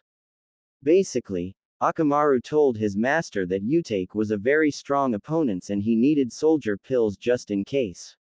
It's best if I sati away from close range combat. He's got a huge sword and it seems like he's not afraid nor unprepared to use it, Kiba thought. Kakashi had trained him well enough to partially stop his brash attitude and focus. Kiba weaved, that is the correct term for making hand seals, several hand seals and yelled, lightning style, wolf scale. Static electricity surrounded Kiba, which only meant it was for a combo jutsu. Ready Akamaru. Bark. Thunder tunneling fang. With that his speed almost doubled as he approached Utake, who just stood there, at high speeds. Utake continued to stand there until, Earth style, Terra trap. As Kiba and Akamaru approached, they were swallowed by a giant dome of rock and earth. Everybody in the audience sweat dropped and anime fell when Utake just sat down and started to polish his Mortal Wrath, Zanbato. After a continuous string of sobs, mother and asterisk hash, s, bastard, and tunneling fangs, Kiba finally escaped. And barely in time. What the hell, the entire time he was polishing his sword. Kiba thought. Akamaru told his master it was time for his special move. The Inuzuka just fist bumped one fist to the other, and 3-4-inch claws popped out. Imagine Wolverine's adamantium claws except they come out of a gauntlet instead of his skin. He charged at Utake and weaved 6 hand seals that only Naruto and Sasuke recognized. Next thing the crowd knew, Kiba had created a stable Chidori, but it had a claw shape to it. Thank you, Kakashi-sensei. Trident Chidori. Kiba exclaimed as he yelled and ran forward. In the midst of the excitement, Kiba was surrounded by lightning increasing his speed even further. Utake saw this and brought out his large Zanbato to counter his Just You. Both shinobi struggled against the force of their attacks. Then to finish the long battle, the Hayabusa ducked with his sword, and slammed the flat side like a baseball bat. It was an unorthodox but effective move. Kiba was out cold on the ground with a few broken bones at the most. You were a worthy challenge, Inuzuka-san, Utake told the unconscious boy. Kenshin announced the winner. The medics scurried to tend to Kiba and a worried Akamaru. Utake sushined back to his and Naruto's team, when Sayu asked him what was with Kiba being surrounded by lightning. Truthfully, Utake had no clue. Naruto saved the day and answered for him. That was built-up static electricity and his own bioelectricity. Kiba's wolf scale charged up his electric affinity for a later jutsu, which turned out to supercharge his trident Chidori. Masami finished for her brother. Kurama, it seems like Kakashi trained Kiba. And pretty well if I may say. I agree Kit, he made a good choice to ditch that power-hungry bastard. But just be careful. There may be more to the old Konoha 12 than meets the eye. Indeed. And that the way I like it. Alright, enough chatter. Kenshin yelled. The CSB started to randomize and landed on the next combatants. May Hinata Hyuga of Konoha and Sakura Haruno of Konoha please come down for the next fight. It is the moment you have been waiting for. Both fighters arrived. One lavender-haired mainly came faster than the other. Kenshin could tell by her chakra intensity, this would be personal and possibly bloody. Whatever Hinata had planned, hell hath no fury like an angry Hyuga scorned. Are you ready, you Hyuga whore? Sakura taunted. She still thinks she, a shinobi wannabe, could beat a self-trained Hyuga prodigy. But Hinata was focused and never let anger cloud her judgment. She used it to her advantage. So, using her revengeful attitude, she would throw Sakura by insulting her and her Sasuke-kun. Come at me if you can. Of course the pink-haired Haruno took the bait, and charged forward with a kunai, attempting to slash or stab Hinata. The Hyuga adjusted herself into her Mizujuken internally counter her attacks while have accurate attacks of her own. Attacks with accuracy, precision, and pain internal. As soon as Sakura was in her range, she countered. 2 hits, 4 hits, 8 hits, 16 hits, 32 hits. Hinata would have done 128 hits, but that would be too quick of a punishment. You like that, you pink? Well, there is more in store for you. Sakura spit blood at Hinata's foot. Good. She has internal bleeding. Most likely mild from the amount of blood. Is that it? You are just going stop. Would you ever stop hurting Naruto-kun like you did years ago? The realization hit Sakura. The only reason Hinata became her friend was because she could eventually get revenge on her. You bitch. You always loved that demon from the beginning. You were never my friend, were you? I even thought about sharing Sasuke-kun with you so he could revive the Uchiha clan. Sakura yelled at Hinata, getting up. Her eyes fuming. But her emotions were of an ant compared to the ki Hinata was releasing. Don't you ever call Naruto a demon. Or say that I will ever be with that Uchiha treasure. The angered Hyuga yelled, clarifying her anger at the pink-haired girl and present clan member. Hinata got into the Hyuga Juken stance and charged at Sakura at speeds to make Guy jealous. She hit her all of her tenketsu in less than 10 seconds, 2 hits, 4 hits, 8 hits, 18 hits, 32 hits, 64 hits, 128 hits, 8 trigrams, chakra judgment. All of the places where she hit her tenketsu started to glow red and cross-connect. Sakura was put into a large amount of pain from the hits and now the glows burned enormously. Take that, bitch, and now a little extra. Hinata hit her lower stomach with both her water and earth chakra. The effect pushed her back to the wall and blood began to pour from her mouth. The winner was clear. Winner, Hinata Hyuga. The crowd clapped instantly, some out of fear, some out of amazement, and others out of pure gratitude. Hinata jumped back to Naruto. Hinata-chan, that was amazing. He began to praise like a princess, because in his eyes, she was. Hinata blushed more darker shades as Naruto continued. Kiba interrupted and asked, why did you hit her stomach at the end? I studied medical ninjutsu, chakra control and anatomy with Tsunade.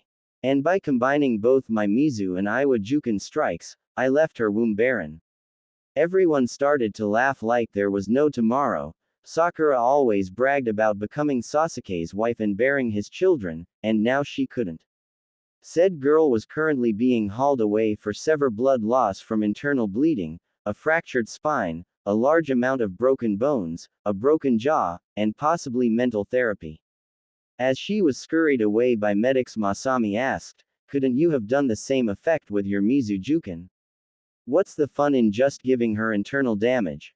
With that, Naruto gave her a kiss on her forehead. The result was her creating a new blush shade and passing out. Same old Hinata-chan, Kit, you're up. He needs to focus more on the outside world other than his mindscape, thanks Kurama.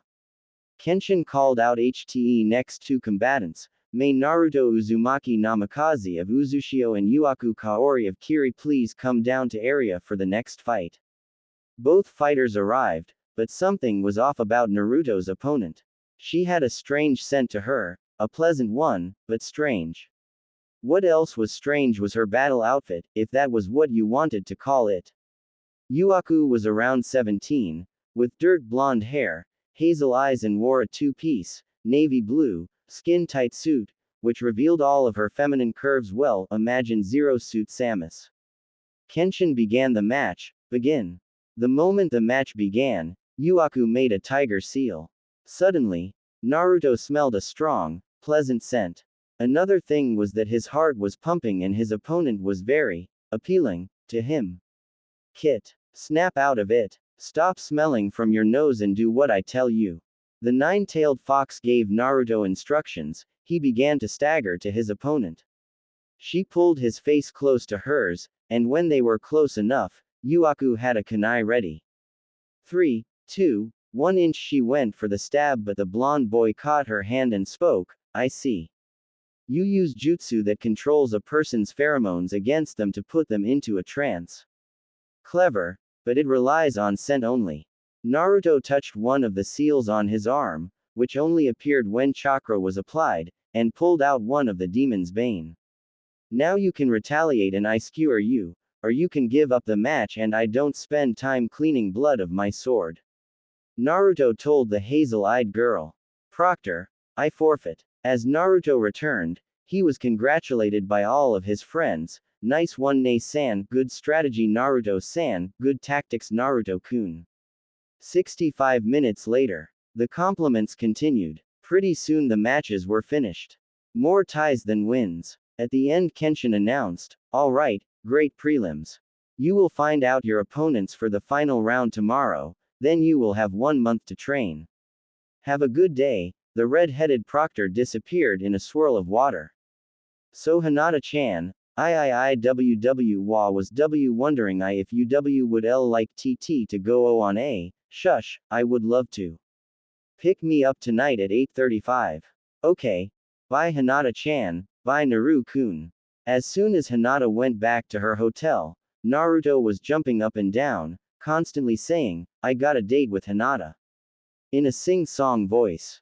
But his celebration was interrupted by Kenshin. Naruto, your Ka-san wants to see you right now.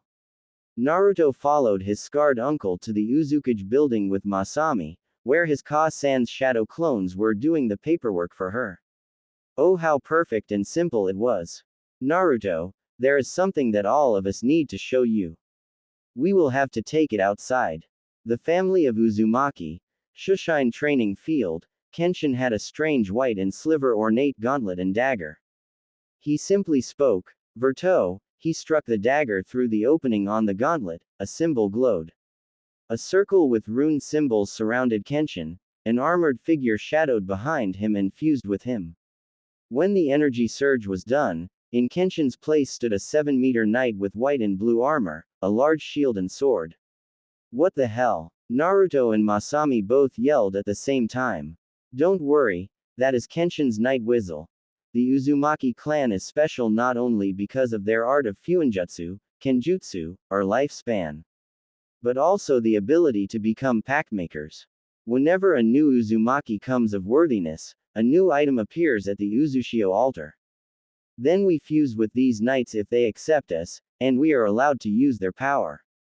And it is time for you and Masami to choose your own knights. Ka-san, which ones do we get?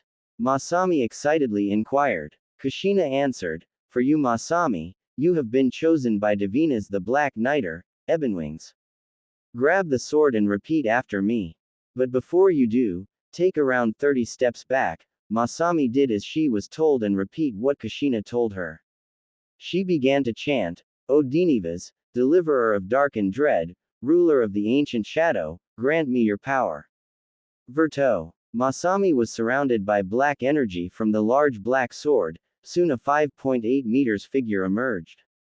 It was feminine character in black armor, wings with black feathers, a decent bust size, and slender body shape.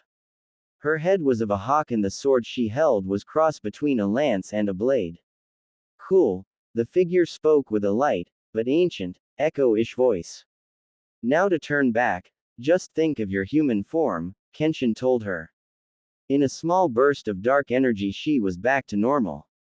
And me? Naruto asked partially with impatience. For you Sochi, Larvane the Dragon Knight. Grab the belt, throw it in the air and chat what I tell you. Naruto did. O Larvane, Vermilion Drake, leveler of ancient lands, grant me your power. Verto. The belt fastened to Naruto's waist perfectly, and started to glow sea green. A rune circle appeared around Naruto as he transformed into his knight. Suddenly, a dark gray warrior with wings and a trident appeared. His eyes were emerald green, the knight had a very muscular build, his trident was 9 meters long and the middle was a 2.5 meters blade making it longer than the other spears. Epic, spoke Naruto with the same ancient echo voice. He turned back into human form. Now that the knight part has been explained, I have a second thing to tell you, Kushina told her two kids. What is it, Ka-san? Remember how the Reaper death seal works only every 5 years? Of course, that's why you are here. Well, tomorrow marks 5 years, and tomorrow is the day your father, Minato Namikaze, will return. Danzo was having another day of being a good old covert warmonger who blames peace for his actions in filing paperwork. How Tsunade deals with this torture called paperwork, I will never know. So now he shows up his face. You can come out of the shadows, Orochimaru. How did you know I was there? I have an Anbu level suppression seal. Orochimaru inquired. Danzo simply answered the obvious, your chakra and how twisted it is. But enough of that, we had an agreement. You give me the Kyuubi and I give you Sasuke. Orochimaru had the darkest soul for a human and not really, they do not know of Naruto. Chakra is represented by the color. The snake Sanin's was purple, whereas other people's was green or blue. Those pure of heart were white. There was a myth of certain strong individuals who survived through the worst experiences and remained sane and good. They were blessed with silver chakra, and he believes that Naruto has it. Orochimaru just chuckled evilly and answered, well, that brat was difficult to find, but I received information 2 hours ago on his location. In those 3 years, he was most likely training to get stronger. Would you want a weak, untrained weapon or a strong, elite one? Danzo was taken aback. He used his tactic against him. Fine, but do not fail me next time. When will you retrieve him? Give me 1 month, Orochimaru replied. He could see the confusion in his face. Listen carefully. This is what I have planned. Hokage building. Just another day of being Tsunade, sake and the damned paperwork. On finished. I deserve more sake, Tsunade thought as she opened another bottle. She brought tea bottle to her lips, until the flooring in front of her cracked and a tree emerged. Inside the tree was a green and brown fox with yellow slit eyes. The fox astonishingly spoke, my name is Mori. Do not be alarmed, I am not here to harm you. Instead I was asked by my master to deliver a message on behalf of the Uzukage. The female Hokage unlatched the container on the side of his collar and read the scroll. A smile that rivaled Naruto appeared on the Fire Shadow's face. She told her answer to Mori, tell Uzukage Dono, I accept. You were always a genius, Kushina. Just like Minato and Naruto. Uzushio. When is Tu-san coming back? Masami asked in joyful tears. Kenshin replied, tomorrow at 10:25 p.m. All right, enough crying. I didn't raise my children to cry during every happy moment, so Naruto, I heard you met a certain Hyuga, Kushina teased her son. Naruto nervously replied, oh, ha ha ha ha. About that, can we discuss at dinner? Sure, I'll help you cook, while Kenshin and Masami set the table. But before you do, I recommend you take a shower. The Uzumaki family got bathed, prepared the table, cooked, and began to eat. The silence was broken by Naruto keeping his promise, so after the preliminary round, I asked Hinata Hyuga. As soon as Naruto said that, Masami, Kenshin, and Kushina spit out their drinks. Hinata Hyuga on a date, which is at 8:35. They couldn't believe it. Naruto had got a date with the Hyuga heiress, the girl he had admired secretly for 16 years. After Kenshin was done pounding his chest, he couldn't be any prouder. Naruto, my boy. I am so proud of you. So Nei-san, when's the wedding? The female teen Uzumaki asked. Kushina encouraged her daughter's teasing. I agree, when will I have grandbabies? Naruto couldn't take it anymore. It was even worse than him and Sayu. Yeah, bye. The blonde disappeared in a yellow blur. And the next thing they knew, a room door was locked. This left the rest eating and talking without Naruto. The situation left Kushina only thinking one thing, just like Minato-kun. Naruto's room. After the blonde Jinchuriki moved into his new room 3 years ago, he made a lot of changes. The major one was him actually keeping it clean, half of the room being full of weapons, and the other half with teen stuff. After locking the door, he just plopped down into his chair. His desk was full of his father's, grandfather's, and great-aunt Mito's notes on ceiling. The notes were about saving the Kurama, demonic Fuinjutsu, and advanced Fuinjutsu. In the past 2 days, he had got nowhere. It seems crazy, but usually he could solve any Fuinjutsu in several hours. It was in his blood after all. Damn, 2 days and nothing. How can I protect my family when I can't even save my best friend? He started to tear up, not cry. Just tears of sadness. Don't worry, Kit. I will be alright. Don't give me that bullshit Kurama. You know, after your chakra fades, it will 900 years for you to reform. I've read enough lore to know that it takes 100 years per tale when their chakra completely fades. I can't save you. God damn it. Naruto yelled at Kyuubi mentally. In spite of emotions of loss, not anger. Kurama understood his container and best friend better than anyone, so he was not mad. Trust me, Naruto, you will think of something. How do you know? Because it's in your blood. You are stubborn and relentless from your mother. Skilled and caring for all life like your father. Naruto was left aghast. The fox's words gave him determination like none before. I am sorry, Kurama. Now let's do this. The blonde continued to study and test hundreds of other seals. He fell asleep with his face literally buried in ink, paper, and notes. This boy, Kurama started chuckling at his attitude. He will become an even greater than Minato. Next morning. What the hell? Naruto found ink dried all over his face and hands. Perfect, I fall asleep on ink for 10 hours. I wonder how many hours it will take to wash it out. 2.5 hours. Kit, Kurama chuckled when Naruto mumbled, smart ass fox. Naruto got up and walked to the bathroom to brush and prepare for the day. Everything was going fine until Naruto noticed the sun's position from the window, and asked Kenshin the time. Hey Aro Kenshi, what time is it? The sun is fading, isn't it 1:26? Kenshin twitched his eye at the nickname. Don't call me that brat. And for your information, it's actually 6:26 p.m. Oh shit. My date with Hinata-chan is Indiana 2 hours and I still have ink on my face. Thank you, Aro Kenshi. After ignoring the damn you Naruto being yelled at him, he created 2 shadow clones to help clean his face, 5 to pick out his clothes, and 4 to buy cologne, call in a favor for the restaurant, and create a gift for Hinata. When Naruto was done, his hair was slicked back but still spiky. His suit consisted of a white cotton dress shirt, a velvet tie with a partial swirl design, black dress pants with a genjutsu for his kunai pouch, and a pure black jacket with golden cufflinks in the design of a fox head. Damn, not bad. What do you think, Kurama? I couldn't agree more. As Naruto walked past the Uzushio civilian population to the Golden Garden, he got a lot of approving looks and blushes from the locals, mainly from the female population. The same was for Hinata coming from the male population.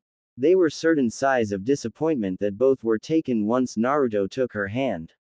The Hyuga heiress wore a dark purple dress with black sash around her waist. Her skirt ended 2 inches above her knees. To go with the dress, she wore a sapphire ring on her left hand and black boots that reached about 2 inches past her shin. The dress fit her snugly, show some curves. Naruto was taken aback by her beauty. Hinata-chan. Said Hyuga blushed and asked, what do you think, Naruto-kun?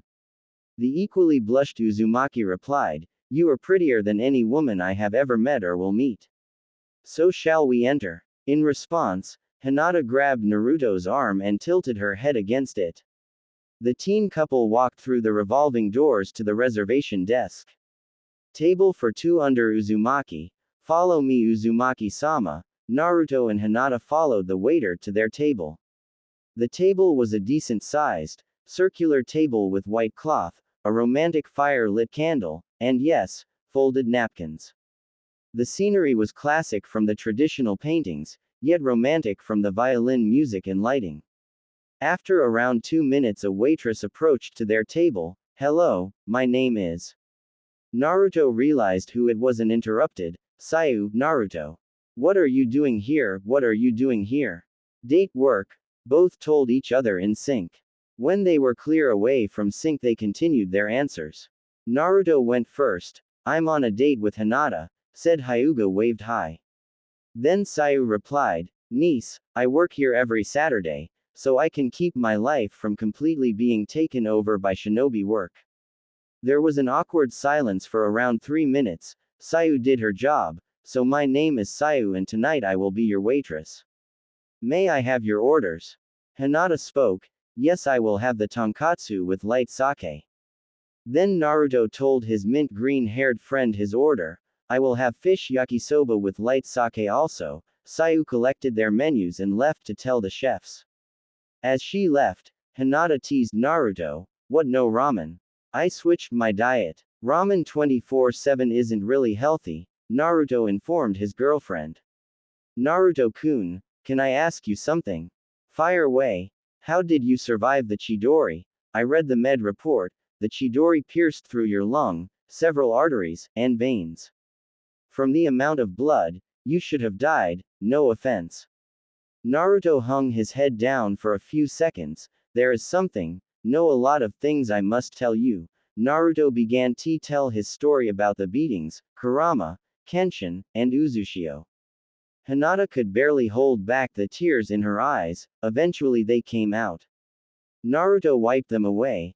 I didn't want to tell you because I thought you would think I was a demon, Naruto told her as his head was lowering after wiping the Hyuga's tears away. His head was raised by Hinata, who spoke, I have always loved you for your heart and determination. And that is a love that never will stop. Their faces grew closer, and continued to, alright, tonkatsu for Hinata. And fish yakisoba for the Naruto. Followed by light sake from the wave, Sayu spoke until she realized what almost happened. Oh crap. Naruto almost kissed Hinata, and I ruined. I will have to apologize to him later. As Sayu left, she mouthed, sorry. Which was accepted by Naruto, who nodded. So close, kid, Kurama, stay out of this. Okay, bye. The couple ate their meal and drank their sake. Naruto made sure that Hinata was not wasted like Sayu several days ago. The two also gossiped a bit on what happened during the 3 years. They finished and Naruto paid the bill. He also included a generous tip to Sayu. The blonde walked Hinata to the hotel. Before she entered the building, Naruto realized what he had planned. Hinata, wait, I want to give you something. Naruto reached for a small black box in his pocket. When he opened the box, it contained a gold necklace in the shape of a curled fox. I made this for you. It has a hidden teleportation seal. Whenever you need me, focus chakra and I will always be there for you. It's beautiful. Naruto-kun, Hinata read the back. There was an engraving that read, to Hinata, he girl I love the most. The young Hyuga got a mischievous grin, hey Naruto-kun, I never got dessert. Naruto realized his mistake, we can go to, MMMFFF, the next thing he saw was Hinata Hyuga kissing him. A. N equals Naruhina fans, this good. Because there will be more. Hinata stuck her tongue in his mouth and Naruto did the same. After several minutes, they broke for air. Hinata spoke with a very satisfied face, that will do, good night Naruto-kun. The heiress left into the building to her hotel room, leaving Naruto with a very shocked look. Said blonde started jumping into the air in celebration. His pure dragon chakra started unconsciously leaking as he danced his way home. In his house, Kurama spoke to him, that girl has some of the purest souls in existence. I feel like sealing it into an object to keep her immortal. Naruto got an idea. Kurama, is that possible? Yeah, that is how we can save you. We can seal you into something and you will live forever. Let's get started. Kit, do it in the morning, or else you could ruin your face with even more with ink. Okay Kurama, good night. Good night Kit. He is a genius. And slept thinking of saving his best friend and of the details of his first kiss. The taste, the excitement, the touch, and the realization. Oh, did he sleep well that night? Next morning, The blonde Jinchuriki couldn't control the look on his face that was a cross between happy and dumb. So he put up a genjutsu, and got ready to meet up with his friends. Of course Ryu, the top genjutsu specialist, noticed the genjutsu and released it, revealing the look on his face. Masami realized about his date last night, so she spoke, "So Naruto-Nisan, mind telling us how you lost your..." Naruto stopped her before she finished, and the rest got any ideas. "Shut up Masami-Nisan. Alright, calm down. You take," ordered, him being the most mature out of them. "The Uzukage has information for us, all 6 teenagers either teleported or shushined." "You called us Ka-san, Uzukage-sama?" the teens asked. One just stood silent. Ryu, he can't speak of course. Due to a new peace treaty, the final exams will be moved to Naruto's birth village. Kushina spoke. Wait, that means. Sayu realized and said out loud until Naruto finished for her. "You are going back to Konoha, with me," spoke a voice in the shadows. The figure emerged and was Minato Namikaze. "Tou-san." Masami and Naruto yelled as they tackled him into a hug. Chapter end. DM. Yes, Naruto is going back to the land of the bastards. THG. Calm down, the doctor said that we can't move too much or else our bones won't mend. DM. I finished this early because of personal reasons. THG. That you will tell them. DM. Sigh. My parents are divorced, so while I am at my dad's house, I have loads of time. Time to commit to this. Time without my own dreaded paperwork. Damn you, the guy WHO invented homework. Heaven. God. I am sorry, Mr. McLean, but you will be moved to hell and tortured for the rest of eternity. McLean. Why, God? I have had over 10 generations yelling at me to damn you to hell. So yeah, bye. A blood-red portal appears and sends the man to hell. Everyone in the room beside Naruto, Masami, and Kushina were shocked. Minato and Namikaze, the yellow FF Flash, Akaru asked partially in fear. The Namikaze replied, "In the flesh. I was revived by the Reaper Death Seal last night. While a special someone had a date with a certain Hyuga heiress." Minato walked up to Naruto. "We can sort that out on the road. Are we gonna go to Konoha or not? I've been waiting 3 years to see Iruka-sensei, Ba-chan, Kakashi-sensei, Tyuki, and Ayame," Naruto said with nervousness followed by a burning passion. Minato sighed. He was just like him and Kushina. Caring and positive like him, stubborn and relentless like Kushina. Alright, all of you pack up. It's a 3-day trip. 1 by land, 1 by sea, and 1 by land again. Alright, the hyperactive blonde yelled. Cue montage. Teen Titans Go to Japan style, music, Kazuna Drive opening. The link is in my profile, the last one. Naruto teleported to his room using the Flying Thunder God, surprising Minato. He packed his toothbrush, his old jumpsuit and goggles, several bento boxes, extra shuriken and kunai, scrolls, his Dragon Knight belt, and spare clothes. "I'm coming Konoha." Masami just ran to her room. She packed lots of clothes, her spare swords, kunai and shuriken, 1 pillow, several bento boxes, a toothbrush, her Darkwing Knight sword, and some energy bars. The rest did the same. Kenshin grabbed a folder full of official papers, a small pillow, scrolls, 8 katana, a lot of weapons, his ornate gauntlet and short sword, some flowers sealed into a scroll, and spare clothes. They all got to the north gate with Team 10 and 8. Hinata walked up to Naruto and gave him a kiss on the cheek and whispered, "How was dessert?" Naruto just blushed. Choji asked who the person in the hood was. It was actually the dead Yondaime. Minato wore a hood and hanged into a regular male with black eyes and brown hair. His story was that he was a traveler whose next stop was Konoha. Everything was fine until Ino realized, "Where's Team 7? She was unsure until she saw Naruto's evil grin. Oh my god. What did Naruto do? Ino thought. Just then she saw Team 7. Everyone laughed at them. Naruto pranked them in less than 1 minute. Sasuke's hair was dyed neon pink, His shirt was magenta and red, Gei Uchiha's rule, in white. All of Sakura's clothes and hair were dyed black, she had black nail polish, and the back of her shirt read, "I love perverts." She was constantly muttering, "I'm going to be alright." Both of them would have a problem once they arrived in Konoha. But Sai was left untouched, most likely because Naruto had trusted him. Now that Team 7 is here, we can set out to the journey, Naruto told the rest of the group. After 35 minutes of walking, Naruto stopped because he saw a note hanging from his backpack. It read, "Dear Sochi, I will not be in Konoha until the final exam round starts. When the time comes, I will come due to my political position as a cage. Don't feel down. Kenshin and Minato-kun can train you and your sister. If you are wondering how Minato-kun has a knight, it is because Minato-kun's great-great-great-grandfather's aunt was an Uzumaki. It is rare for a distant lineage member to gain member, but not impossible. He has Adelmaya the Sun King, but Minato-kun will explain later. Also, to decrease the size of your transformation, just think of being the small, and you will turn your regular size. And to reverse it, just think of the something big.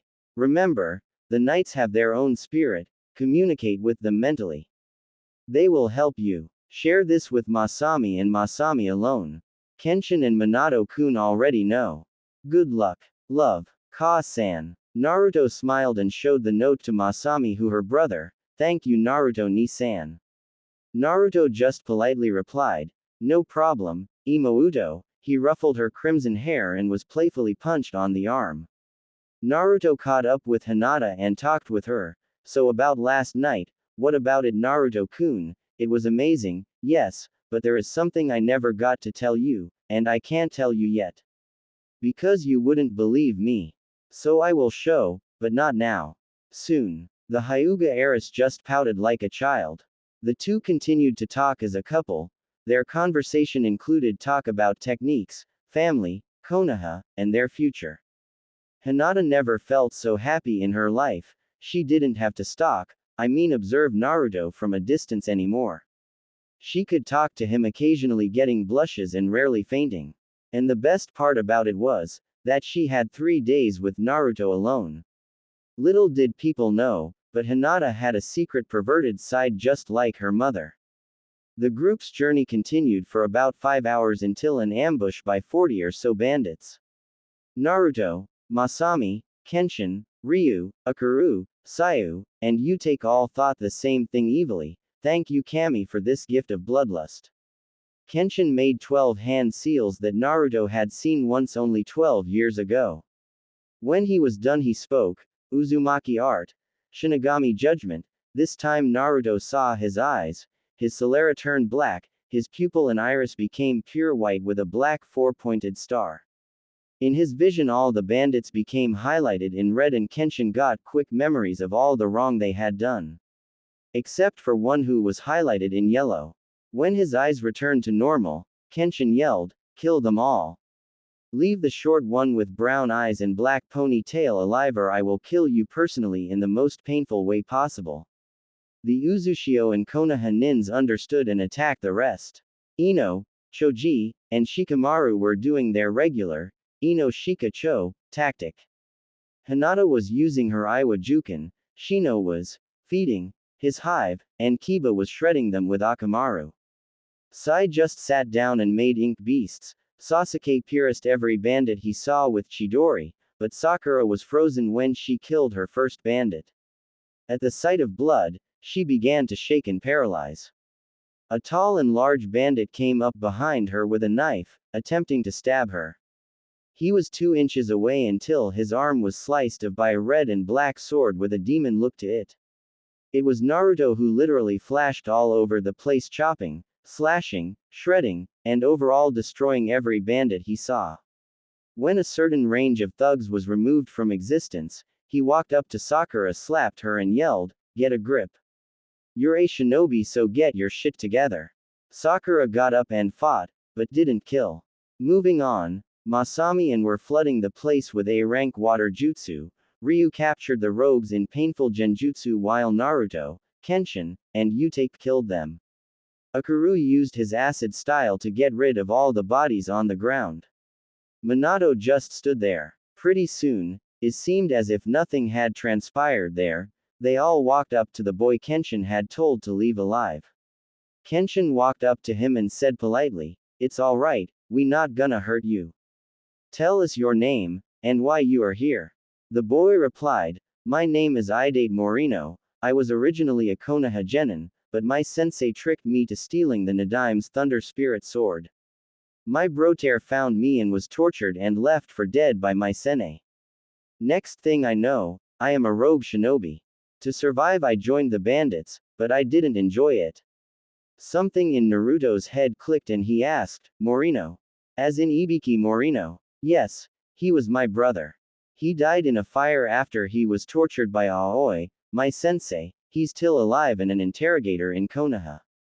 We can take you there. Please do." Idate started begging, until Masami got him up and told him, "Don't worry, we will. We are going there for the Jonin exams. My name is Masami, the blonde boy is my brother Naruto, the person with the purple hair is Ryu, he can't speak. The large kid is Akaru, the one with the black suit is Sayu, the guy with the Zanbato is Utake. And he rest are the Konoha teams: Ino, Choji, Shikamaru, Kiba, Hinata, Shino, Sasuke, Sakura, Sai, and Kenshin, and Otame, Minato's codename, it's actually his true name reversed." Said ninjas and Traveler either waved or smiled. One certain raven-haired teen grunted. Idate smiled and told the group, "You guys seem strong. There is a bandit camp, a half a kilometer. Do you think you could destroy it?" Naruto was interested, so he asked, "How many bandits?" "About 150 to 200. Can why?" Idate replied, inquired. He didn't get to finish due to the amount of bloodlust coming from the Uzushio nins. Naruto answered, "You bet we will." On their way there, Naruto and Kyuubi spoke in Naruto's mindscape. In his past research, he learned to alter the environment, so he changed it to a luscious forest with nearby a lake and lots of rabbits for Kurama to chase. Kurama spoke to Naruto while Naruto was hanging upside down from a tree. "Kid, why don't you, Masami, and Kenshin use your nights at the bandit camp?" Naruto was confused why Kurama wanted him to do such a large overkill on thugs. True, he usually did, but not with a 6.5 meters giant. "Won't that reveal the Konoha teams of some of my powers? You need to tell the your vixen of your night, is there a better way to? And it would make that Uchiha jealous as hell, so you can rub it in his face." The demon replied. After thinking for a few minutes, the blonde spoke his answer, "Fine, but only because of my promise to Hinata, good. Tell your sister and that perverted swordsman. Also, if you and the vixen hook up in a tent or on the boat, you have my blessing." Naruto blushed as much as Hinata and yelled, "Arrow Kitsune!" as he disappeared from his mindscape. Naruto told Kenshin and Masami about the plan, whom agreed. When the group got there, Hinata and the scarred perv, thank you THG for the name, scanned the camp for innocent people or hostages. When there were none, an evil grin grew on their face. The Uzumakis told the rest to stand back about 30 feet, just before Naruto yelled, "Hinata, this is what I wanted to show you." Kenshin struck the dagger inside the gauntlet, Masami's sword's wings popped out, and Naruto's belt attached to his weight. All did their oath for the effect and yelled, "Verto!" A rune circle each of the Uzumakis, and they glowed and transformed into their knights. The rest of the group were shocked and one was very angry and jealous. Minato couldn't be prouder, his son and daughter have their own knights. "Attack!" Naruto ordered in his ancient echo voice. The knights and shinobi did. Some of the bandits were wiped out by a shock wave as soon as they jumped on the campground. The Uzushio and Konoha nins were using their usual battle tactics, but two young twins were experimenting with the possibilities of their knight form. For a bit of fairness, they decreased their size to human height. It turned out that ninjutsu and kenjutsu were possible in their form, but only when they were at their normal height in knight form. Naruto used his Dragon Fang trident to stab and slash bandits with the occasional Rasengan. He used the pole side aspect, his agility and speed to quickly recover from his attacks and continue to slash. Hinata thought he looked like a pole dancer, fine line. Masami twirled her knight lance like a bow staff and skewered the bandits with grace and ease. Along with several water jutsu, she seemed like a ballerina on water. Kenshin just continued to hack, slice, smack, and block with his silver saber and angelic shield. Unlike the twins, Kenshin's attack pattern was somewhat barbaric and relentless. All he used was strength, power, his blade, and reflexes, which suited his weapons just fine. It took less than 10 minutes for the 200-person camp to be cleared. Idate was amazed, not at the Konoha nins, but at the Uzushio. Primarily the Uzumakis, no one had ever seen something like. When the group stopped around 10:15 to set up camp, they had some explaining to do. Naruto spoke up, "If you can stop staring at us like we are freaks, then I can explain. The Uzumaki clan has been known for kenjutsu, fuinjutsu, their lifespan, chakra levels, and healing factors. One other ability was to become pact makers. Those chosen to channel the power of great warriors. But we are still human. Sasuke had enough. Dobi, I demand you give me that power." Naruto, Masami, and Kenshin just laughed at him. Masami spoke. 1. You aren't an Uzumaki. Then Kenshin continued, "Must be chosen." Finally Naruto. 3. Tell that to someone that cares. You can't do anything to me, because I am stronger than you and uncorrupted. Now if you don't mind, good night. We have to wake up at 6:30 to make up for the time we lost. They all put out the fire and went to their respective tents. The blonde Jinchuriki frantically checked his backpack for his tent only to find that he never packed one. Naruto found his solution, one he did for 6 years straight. I guess I can sleep on the trees like in Konoha. Naruto chakra climbed to a tree. He was midway until Hinata stopped him and spoke with a very dark blush. Why you can ss sleep with me in my TT tent? Really? Are you sure I can? I kinda sleep without my shirt, Naruto said to his girlfriend a bit flushed. She nodded and replied, just give me a minute to change. She went into the tent and after 2 minutes, told Naruto that it was okay to come inside. When he did, Hinata was wearing purple pajama shorts with a loose night shirt. The embarrassed Hyuga looked away with her head down and a blush on her face. The equally embarrassed Uzumaki was wearing black sweatpants with an orange line and a gray muscle shirt. It's alright Hinata-chan, you look beautiful.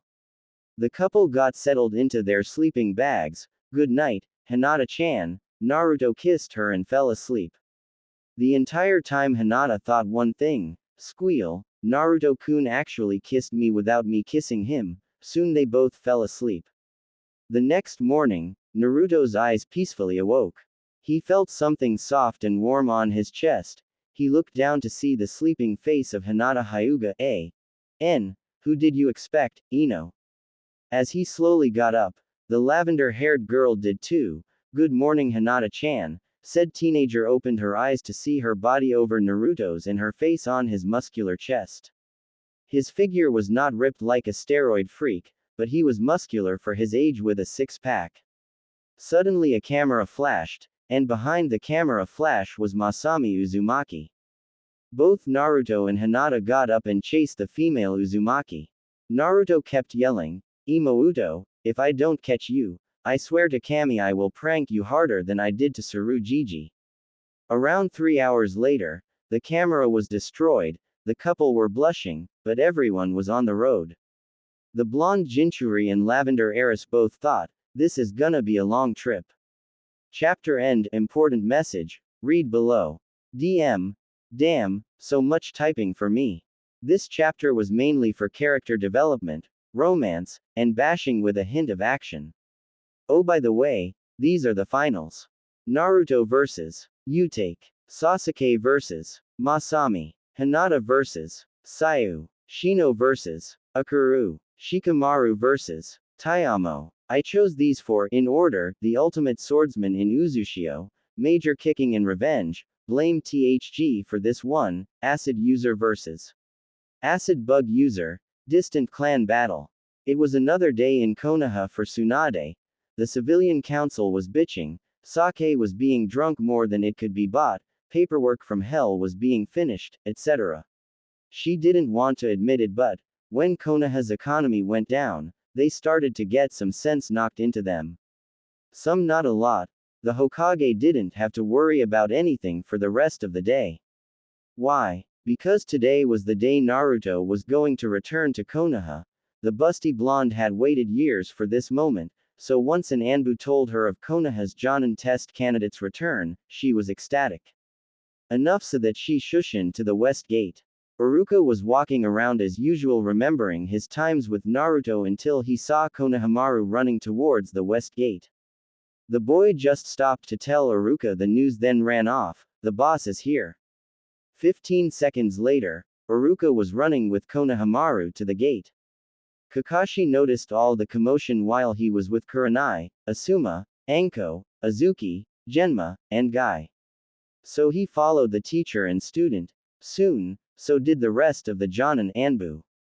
When all of the group arrived, they saw their teams, but in front of them were 7 they didn't recognize. That was until Kakashi saw the blonde hair and Azuki saw the 3 scars and red hair, Naruto, Kenshin-kun. They 7 just walked with the rest to the west gate. When they got there, it was mainly catching up. Where were you? When did you become a stud? How are you? Don't almost die like that. Gaki, nice swords, your flames burn brighter than ever. The blonde briefed everyone. This is Masami, my twin sister. This is Ryuhi's mute. This is Kenshin, my uncle. These are my best friends Sayu, Utake, Akaru, and this is my girlfriend Hinata, Naruto said as his friends, sister, and uncle nodded waved. Whereas Hinata kissed him on the cheek. Suddenly Kenshin walked up to Azuki and gave her the bouquet of lisianthus and hydrangeas.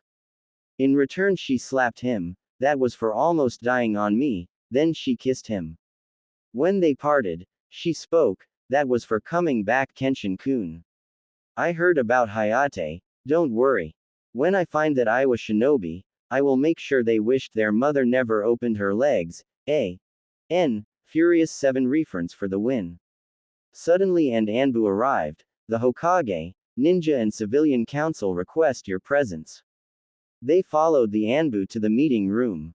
As soon as Naruto got there, he threw a senbon at Mebuki Haruno's throat and forementioned, before you say anything she was going to screech and it is just a paralyzing agent. He grabbed the senbon and it back into his pouch. Tsunade spoke up. We have gathered you here to analyze certain factors of your family. I believe you have a sister, am I right? Yes, I do. She is known as the Crimson Wave. Naruto said and was interrupted by a councilman. Then she should be wed to the Uchiha. She is strong and will bear him with strong chill. The temperature dropped when Naruto emitted ki, picked up the same fat councilman, and yelled, never say that. I would rather die than ever let Sasuke touch my sister. I demand you put me down. Naruto just answered in a cold voice. 1. I am not the scared little boy anymore, and 2. Nor am I a Konoha shinobi. 3. As primary heir to Uzushio, I can easily wipe out Konoha when I turn 17.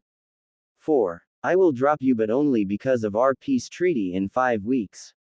Tsunade broke the tension by informing, because of you being the last living Namikaze, you can either rejoin Konoha or transfer all of the Namikaze asset rights to yourself in Uzushio.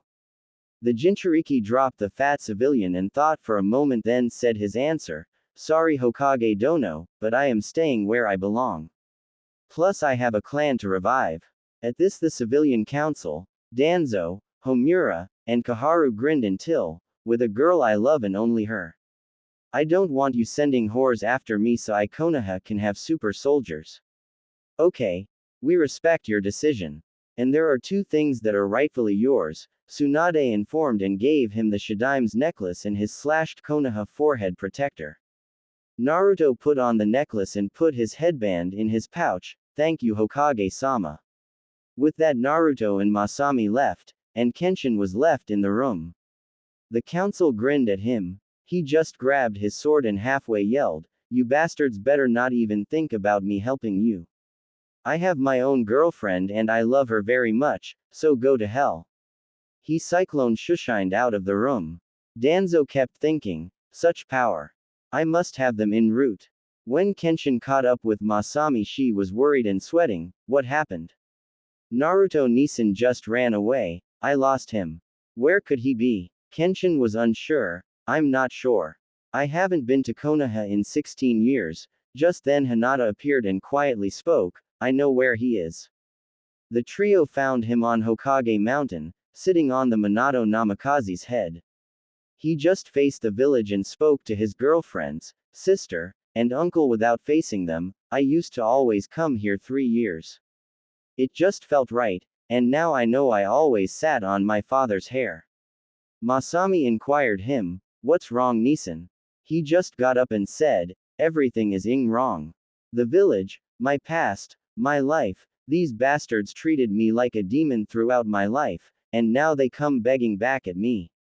Especially those advisors and Danzo. He put his head down and the three saw tears falling on the ground. Hinata ran and hugged Naruto and told him, you haven't done anything wrong Naruto. Minato-sama sealed the Kyuubi inside you for a reason. He knew his son could master the power and use it for the right purposes. Kenshin walked up and informed, don't worry, oi, nephew, they will get their time. Naruto just responded by getting out of their grip and saying, they want a demon, they're gonna get one. Naruto released some dark chakra then calmed down to say, let's go to the hotel, I'm tired as hell. Next day, Ni-san get up. Masami yelled at a very exhausted Naruto. He didn't move so the redhead twin grabbed a pillow, used water bullet on the pillow, and threw it at Naruto. He just unconsciously caught the pillow and threw it somewhere hitting Kenshin who spilled his green tea on his pants. Ni-san, the combatants for the final round have been announced. Instantly Naruto got up, brushed, made his hair, changed his clothes, ate breakfast, grabbed his sister's arm and left for the arena. Kids, was what the scarred uncle thought as he changed his clothes too from the stain. When Naruto and Masami arrived, it was a crowd of shinobi and civilians. Most of the shinobi respected Naruto for his sacrifice but the civilians still hated him. Naruto just stood on top of the arena and wrote something on paper. He gave the paper to Masami. It read, Dear citizens of Konoha, the fighters for the Jonin exams have officially been announced in 1 week. 1. Sayu Shinarashi vs. Hinata Hyuga. 2. Uchiha Sasuke vs. Uzumaki Masami. 3. Akaru Hotuki vs. Shino Abrame. 4. Naruto Uzumaki vs. Utake Hayabusa. 5. Shikamaru Nara vs. Tayama Arazu. We request that manners are maintained due to the visit of the Uzukage, Raikage, and Kazekage for a new peace treaty. Thank you. Tsunade Senju. 5th Hokage. Masami was wondering how Naruto could see the notice when they were on top of the arena, and you saw this how? Simple. I sent chakra to my eyes thus improving my vision further from Kurama's chakra infusion. Then I looked at the notice reflection and copied it upside down, Naruto said as his eyes returned to his normal steel blue slits instead of the blood red ones. Masami realized something. How's Kurama-san? Naruto just spoke in a glad voice. I saved him. Masami couldn't believe it so he explained. Flashback no jutsu. Kurama, are you ready for this? I'll be alright, but I'm worried about you. The seal strain of my soul could kill you. Worth a try. You can't live life to the fullest without a couple risks. Okay, let's begin. Uzumaki art. Angelic soul seal. The sealing started. Kanjis glowed in white around Naruto and red around Soul Redeemer. He screamed from the pain. Kurama was right about the strain. Kurama's form became like a go's but it was scaled down to the Akamaru's size. Naruto, why did you use the angelic soul seal? It's not meant for demons. It's gonna kill you. Naruto barely answered. Why you're NN not a demon? SUWW won't be sealed like one. Naruto screamed out in pain. The fox could only watch as the blonde was inflicted with pain. Soon the nine-tailed fox was absorbed into the sword. The sword's form shifted and glowed with purple energy. When it was done, it had a handle 1 foot long covered in black material. The blade was still black but was also outlined in red. Above the hilt was a half-cross and curved blade made protect the user's fingers. Imagine elucidator but black and red. The most noticeable thing was the kanji on the blade that said Kyubi on one side and Soul Judgment on the other. Kurama. Stupid brat, you could have died. Well, if I did, then you would have lived. Plus it was either me or none. Fine, but get some sleep. You look like shit. Naruto just plopped on his bed like an anchor. Flashback no jutsu completed. Now Masami understood why Naruto was so tired and why he was a bit more carefree. But all in all, she was happy. Bonk. Idiot Nisan, you could have died. But it's good you saved Kurama. Why must you be like Ka-san? The blonde said as he rubbed his head. Genetics. Does that mean you aren't a Jinchuriki? The female Uzumaki inquired. I sealed the will of Kurama's soul, not the will of his chakra. So technically I still am a Jinchuriki, but Kurama is free partially until I die. Naruto said in a proud voice, let's go practice. The brother and sister headed for training field 7. They started by Kenjutsu katas. Masami and Naruto were learning a 3-sword style called Devil's Blade. Then when they had mastered it, they would learn the 8-sword style called the Rapid Stinger. After their katas, came the usual training exercises with gravity seals. By the time they started sparring it was 3:00 p.m., so duo stopped for lunch. They headed back into town, or you could say Naruto dragged Masami to Ichiraku Ramen. Come on, Masami. Just try it. Masami struggled to get out of her brother's grip. Damn Kenshin and his grip training. Every day he greeted you with a handshake that rivaled Suon's punch in strength. Eventually, you get used to a correct grip to support Kenjutsu. But what about the Uzumaki barbecue? Can we please try that later for dinner? Hurry, before the lunch rush. Masami felt herself be teleported. How did you put a seal tag when we are barely on our second day? The female asked. Shadow clone. Naruto simply said as he got into his seat, and handed Masami a menu as he too took one. Old man, can I please get some miso ramen? A cook about in his mid-60s came out of the kitchen along with a girl in around 19. Please don't call me that. My favorite customer used to call me that before he disappeared. To-san, it's. Ayame spoke in a very surprised voice. Naruto Uzumaki at your service. The blonde said as his grin grew. Good to be back. Who is this Naruto? Your girlfriend? Ayame said in a sly tone until Naruto spoke. That is my sister, Masami, Ayame-chan. Said sister waved high, with a faint blush on her cheeks. Can I have 5 spicy shrimp ramen? You are Naruto's sister, that much I can tell. Ayame took their menus and told her father, To-san. 15 miso ramen and 5 shrimp ramen. When their ramen arrived, it was piping hot, just the way the Uzumakis liked. Naruto began and was on his 3H bowl, while Masami hesitantly took her first bite. Instantly she realized why Naruto always came here. Said blonde noticed this and asked Tuki for 10 more shrimp ramen. When they were done Naruto commented, thank you Ayame and Tuki for everything. Can I request something? What is it Naruto? Tuki asked. Naruto just replied with his famous fox grin, I would like to request you to move Ichiraku Ramen to Uzushio in honor of the Uzumaki clan. Ayame and Tuki's eyes were big as saucers. This was too much for them. Also, the Uzukage and Uzushio would be happy to present you with a 5-star gourmet kitchen and a staff of waiters, waitresses, and chefs provided by Uzushio. We accept. Thank you Naruto. Tuki continued to thank the Jinchuriki while Ayame gave him a sisterly kiss on the cheek. Naruto suddenly remembered what he had planned since he was 7. I also have payment for all the ramen you gave me. Naruto handed them a scroll. When he opened it, Tuki fainted from the amount of money. Naruto, this is over 300,000 ryo. How did you get this? Ayame asked as Naruto rushed to catch the girl's father, but he managed to respond, I saved up. I promised you and your father that I would repay you, and I always keep my promises. I wish you a good evening. With that, Naruto disappeared in a yellow flash. When Naruto got home, his sister was dresses in a very nice red dress. Ni-san, where were you? I was training. I don't care. We have plans with Hinata, Sayu, Utake, Akaru and Kenshin. Masami's eyes were on fire and he was overwhelmed by an endless rant.